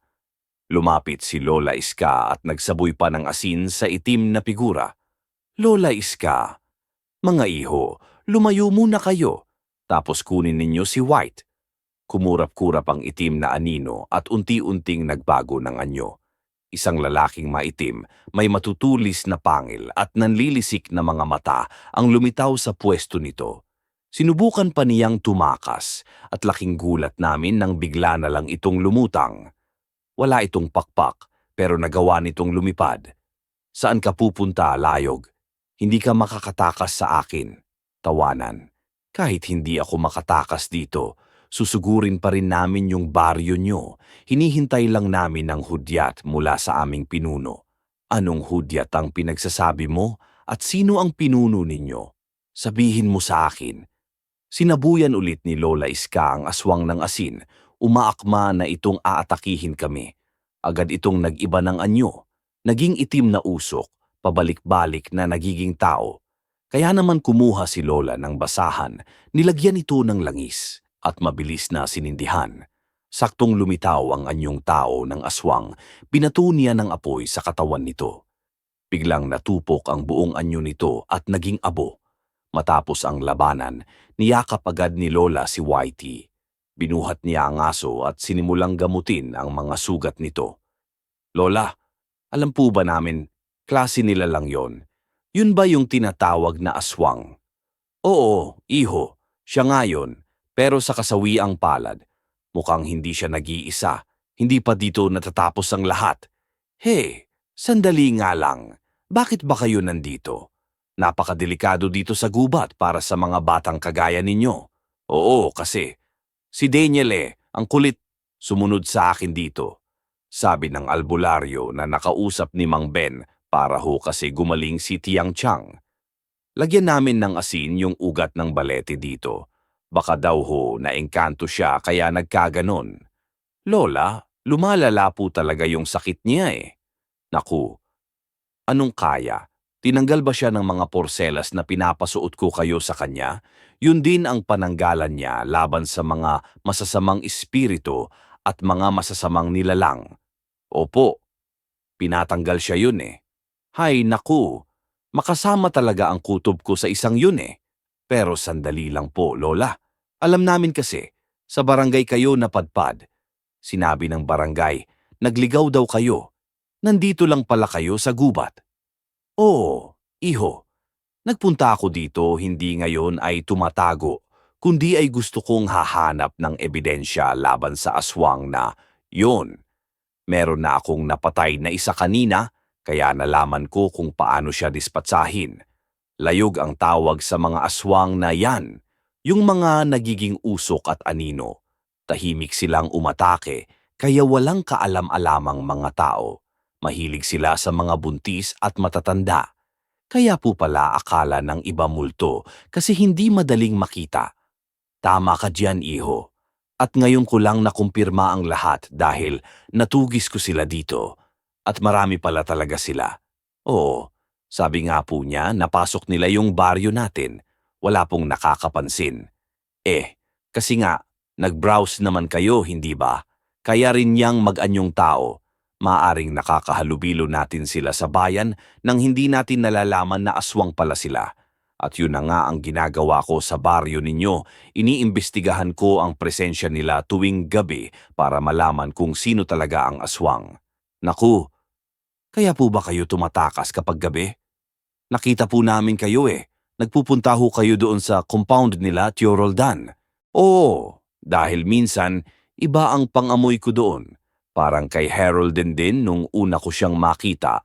May iba talaga siyang amoy. Para bang malansa. Hindi ko maintindihan. Pero nawala rin naman kaya hindi ko mapunto kung ano ba talaga. Baka naman po kasi natatabunan ng langis na pinapaayad niya palagi. Sobrang sangsang po nun eh. Kulang na lang po pampaligo niya yon. Ano kamo? Nagpapahid siya ng langis? Opo, Lola. Nakikita ko po siya minsan. Kaya pala yung amoy niya na yon. Kaya ako napadpad dito, sinundan ko. Kaya ko natagpuan na lay pala yon. Gusto ko sana siyang mahuli bilang pruweba na hindi ako ang aswang. Pero mukhang huli na ang lahat. Mga iho, yung aswang kanina, naganyong tao siya. Namukha niyo ba? Natatandaan niyo ba? Nakita niyo ba siya sa baryo? Opo, Lola. Hindi ba't isa sa mga trabahador ni Tio Roldan yun? Oo, kuya. Pinanguna pa naman siya ng pagtugis sa inyo ni Lola nung nagpunto sila. Niyakap ko na ba? Kaya naman pala umaalingasaw ang compound na yon. Nakakaalam na ako kung sino ang may pakana ng lahat ng ito at kung sino ang pinuno nila. At walang iba yun, kundi si Roldan. Pinagtakpan niya ang amoy ng aswang sa paggamit ng langis para hindi ko siya mabuko at pinatanggal niya ang porselas na nagsisilbing proteksyon ni Maya. Oo nga po. Mula nga po noon, lumingala na ho talaga si Chang. Hay naku, hindi ko talaga inakala na mangangahas siya, lalo't nasa harap ko pa siyang manggagamot. Alam kong nanghihina pa ako pero talagang napakakapal ng mukha niya. Ibig sabihin, yung mga bangungot ni Chang, inaatake pala siya ng mga aswang na layog. Oh, iho, at kutob ko na talagang si Roldan ang nasa likod nito at pinaglalaruan niya ang tiyahin ninyo. Hindi siya naengkanto. Binibisita siya ng aswang tuwing gabi para maubos ang lakas niya. Tapos kapag umaga, bibisita si Roldan na may dalang pagkain para lumakas si Maya. Para ano? Para pagsawaan niya ulit sa gabi. Abay, napakakapal talaga ng mukha niya. Sabi pa nga ni Layog kanina, nila raw ang baryo. Totoo naman po yung sinabi niya eh. May compound po talaga sila dyan. Kaya pala ang lakas ng loob nila dahil may lungga na sila rito, mga aswang. Kailangan ko silang mapigilan. Ilola, alam ko nakapatay na kayo ng dalawa kanina.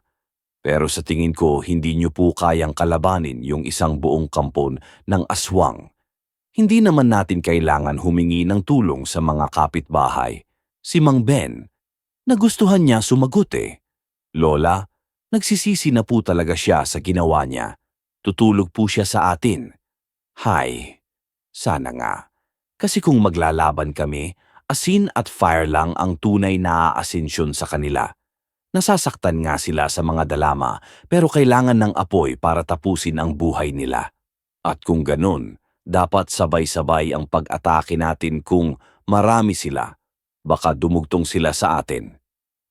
Pero kailangan na nating magmadali, mga iho. Naiwan si Maya sa kamay ni Roldan na yon. Aba, baka nasa panganib na siya. Duda ako, ipapagamot talaga ba niya si Maya kung siya ang nananakit sa kanya?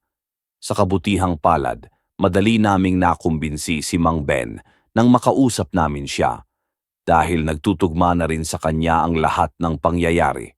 Dinagdag pa niya na si Tio Roldan at ang kanyang mga trabahador ang nangunguna sa pagtugis kay Lola Iska.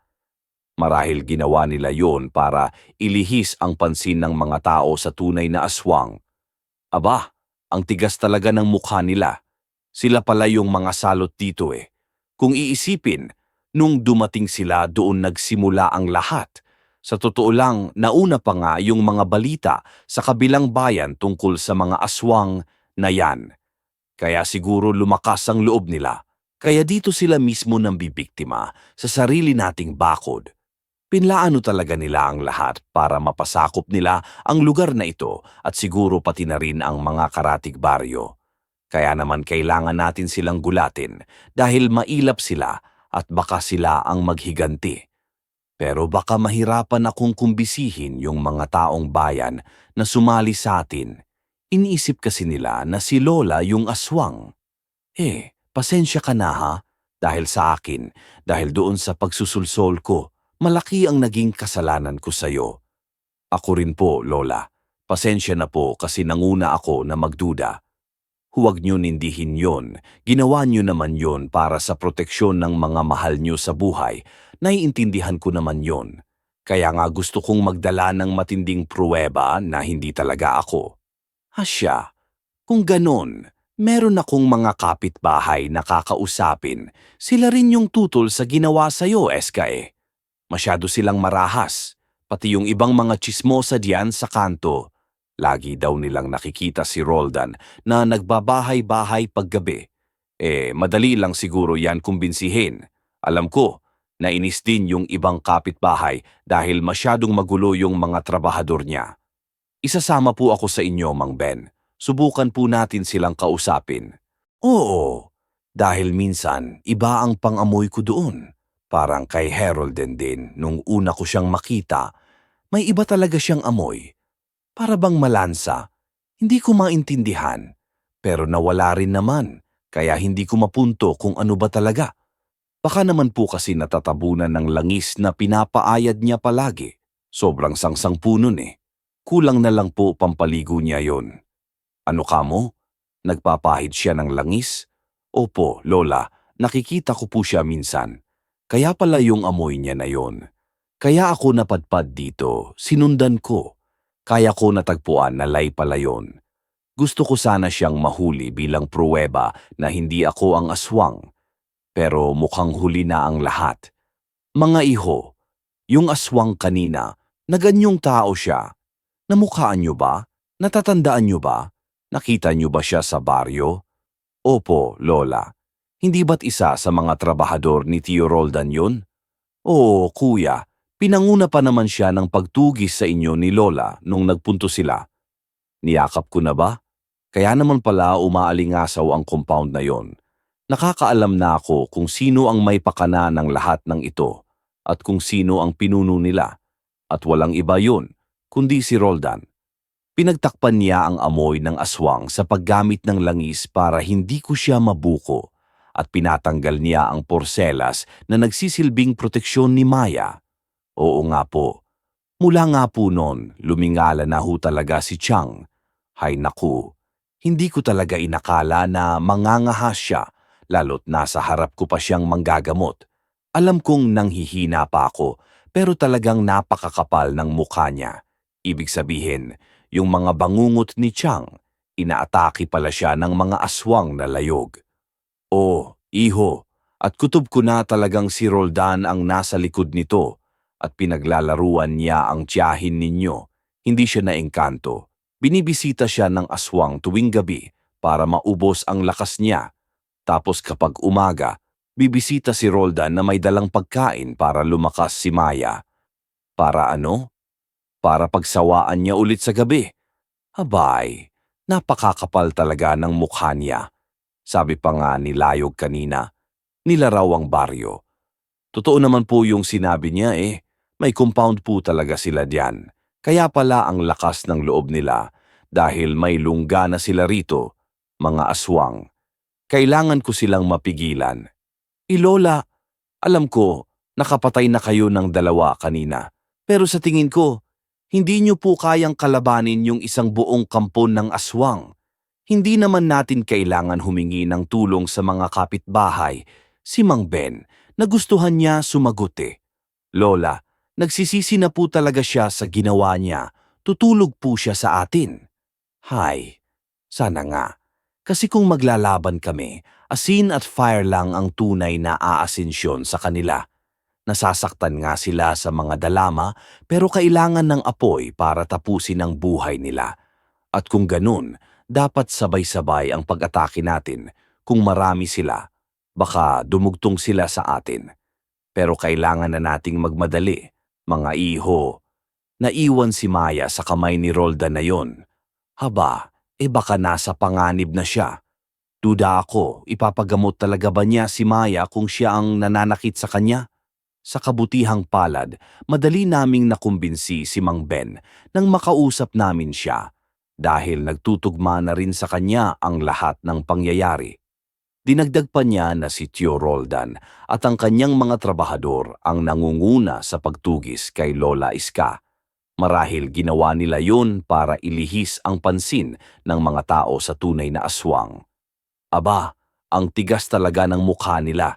Sila pala yung mga salot dito eh. Kung iisipin, nung dumating sila, doon nagsimula ang lahat. Sa totoo lang, nauna pa nga yung mga balita sa kabilang bayan tungkol sa mga aswang na yan. Kaya siguro lumakas ang loob nila.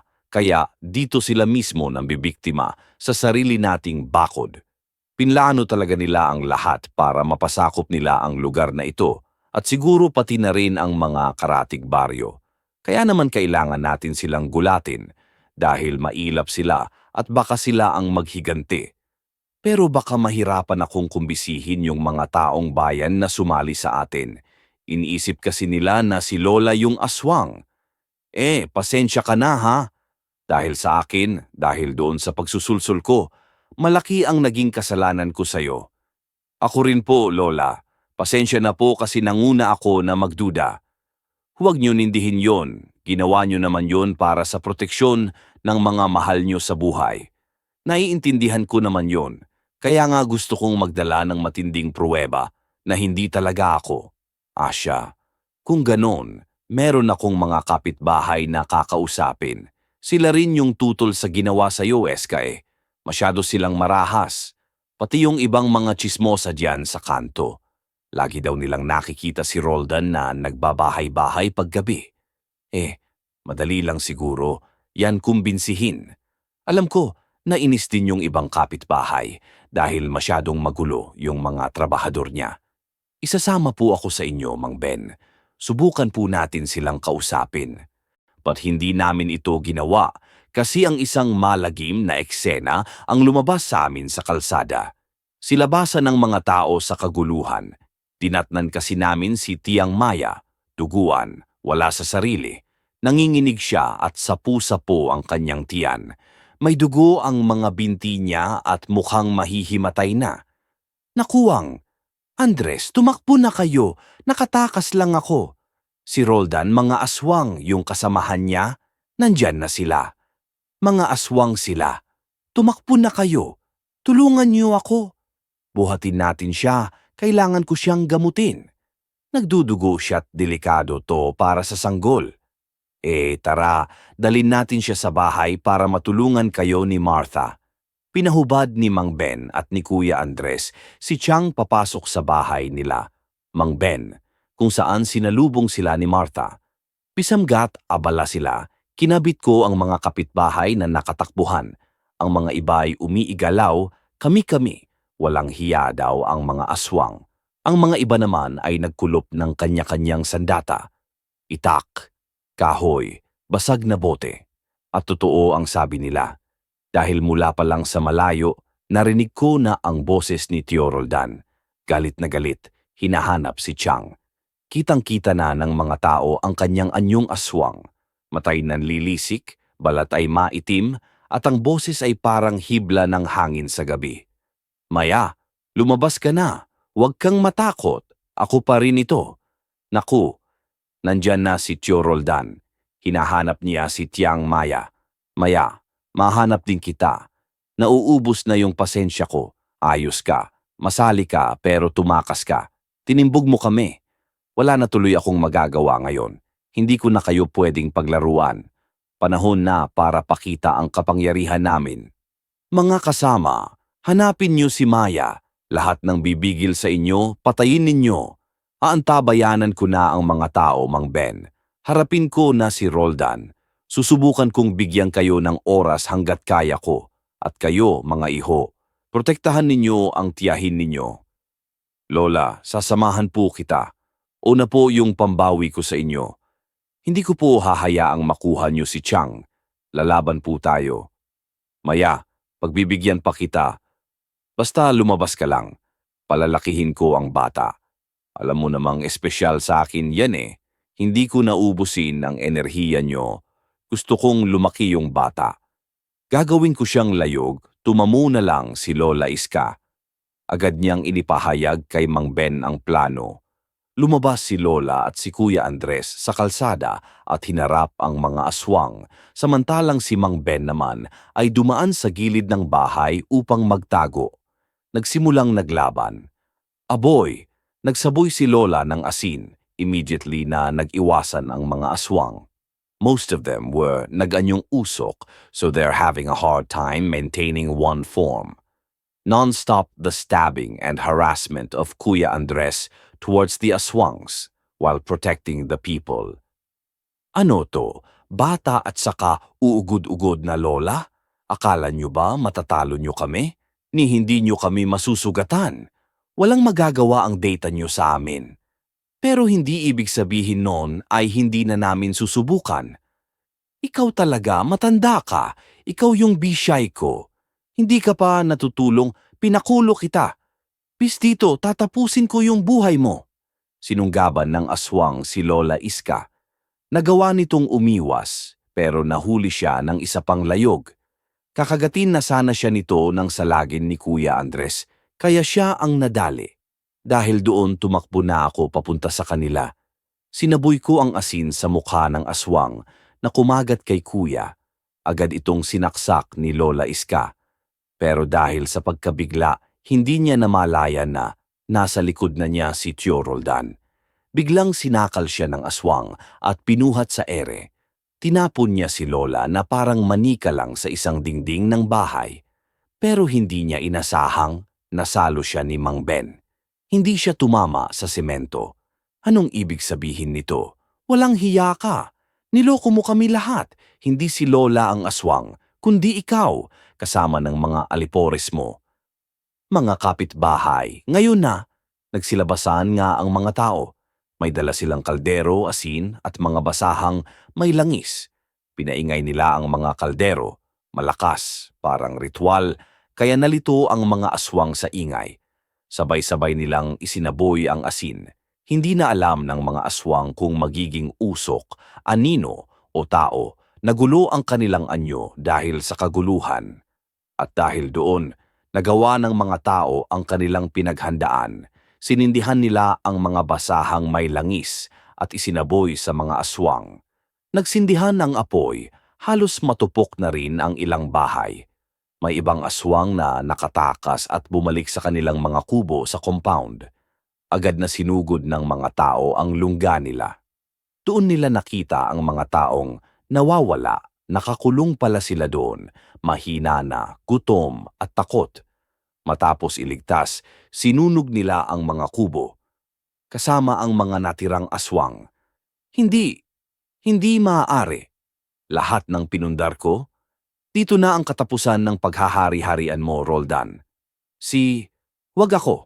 Baka pwede nating pag-usapan. Anong gusto nyo? Bibigyan ko kayo ng pera.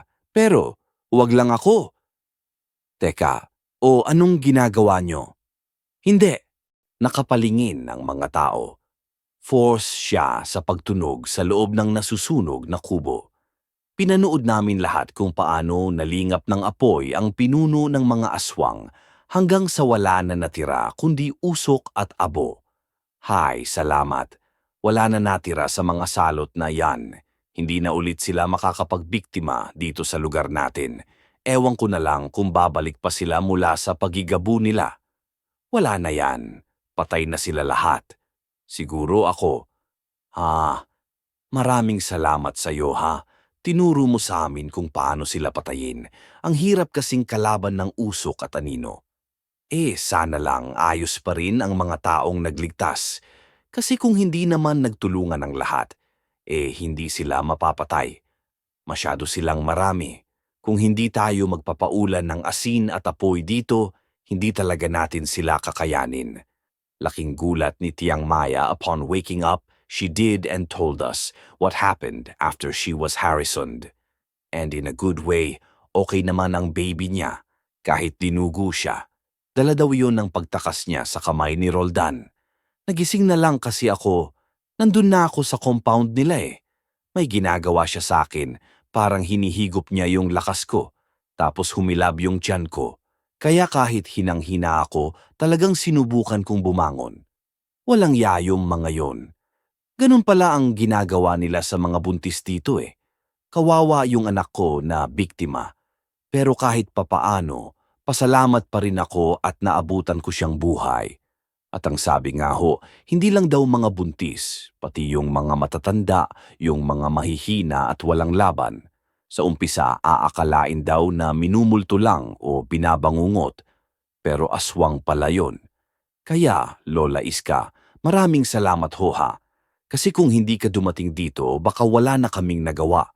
Sabi kasi ni Roldan, lulusubin daw nila ang baryong ito. Kung hindi lang dumating si Lola na nakatim sa kanila. Sa totoo lang, si White ang unang nakahuli ng aswang. Kinagat niya yun. Yun yung nakita ni Andres na may dugo siya sa bibig. At si Lola ang naging susi para makaligtas tayong lahat. Tsaka napakalaking tulong din ni Whitey. Kaya pasensya na po talaga kung una naming napagkamalan kayong aswang ha. Sinabi ko naman sa inyo na wala yun. Naiintindihan ko naman. At saka, baka nga talagang napadpad ako dito para magtulungan tayo. Hindi lang kayo ang magpapasalamat. Dahil, ako rin naman. Pamilya na kasi ang turing ko sa inyo. Kaya gagawin ko talaga ang lahat para walang mangyari sa inyo. Kasagitan ang mga linggo, sinundo na kami ni tatay. Nakiusap kami na doon na lang kami buong bakasyon dahil hinihintay din namin manganak si Chang. At nang manganak nga ito, parang nagkaroon ng fiesta sa baryo dahil nalagpasan ng pinsan ko ang ginawa ng mga aswang. Aba, sobrang cute naman nitong anak mo, Maya. Abay, napakalusog. Naku, kinabahan nga ho ako dahil sa mga pangyayari dito. Baka naapektuhan na siya. Mabuti na lang huligtas siya. Hindi na tayo matatakot na may mabibiktima pa dito sa baryo. Tahimik na ulit ang lahat. Lola Iska, ito nga mga pamangkin ko Iiwan na ako't babalik na sila ng Maynila. Sana po kayo, hindi ha. Inaasahan ko nga, ako na dito na lang kayo ni Whitey. Aba, oo naman. Hay, ang ibig kong sabihin akala ko kasi dahil tapos na ang aberya sa aswang at tahimik na dito baka gusto mo nang mapag-isa. Ay, naku, hindi ho. Kailangan ko pa nga ng kasama sa pag-aalaga nitong anak ko. Ayos lang ba ho sa inyo? At saka, Lola, hindi lang ito dahil sa baby ha. Tinatanong ko ho, baka gusto niyo talagang dito na mamalagi Huwag na kayong bumalik doon sa anak ninyo. Ay, totoo ba? Eh, nahihiya kasi akong magtanong kung hanggang kailan ako pwede dito. Ay, naku, Lola. Sa dami po ng ginawa ninyo para sa amin hindi na po tinatanong yun. Kailangan ka namin dito, Lola. Pagbalik nga namin sumunod na bakasyon, nandun pa nga si Lola Iska at si Whitey. Hindi na talaga siya bumalik doon sa anak niya kahit nagpadala ng sulat at humingi ng tawad. Pinatawad na naman daw niya pero hindi na niya pagsisiksikan ang sarili niya sa ganong klasing mga tao. Oo nga pala, Miss Clar. Tungkol kay Mang Ben, bago kami umalis, humingi na naman siya ng tawad kay Lola. Tapos nangako pa siya sa amin ni Kuya Andres na babantayan ang mga kababaihan habang wala kami. Nalaman na nga lang namin na nagkamabutihan daw sila ni Lola. Natatawa na nga lang daw si Tiyang Maya sa dalawang matanda dahil nagpapakipot pa daw si Lola. Pero sa huli, masaya naman sila dahil sa pamilyang nabuo. Yung pamilya na hindi man kadugo pero piniling pahalagahan ng isa't isa. Hanggang dito na lamang po ang aming kwento, Miss Clar. At maraming salamat po sa inyong mga tagapakinig.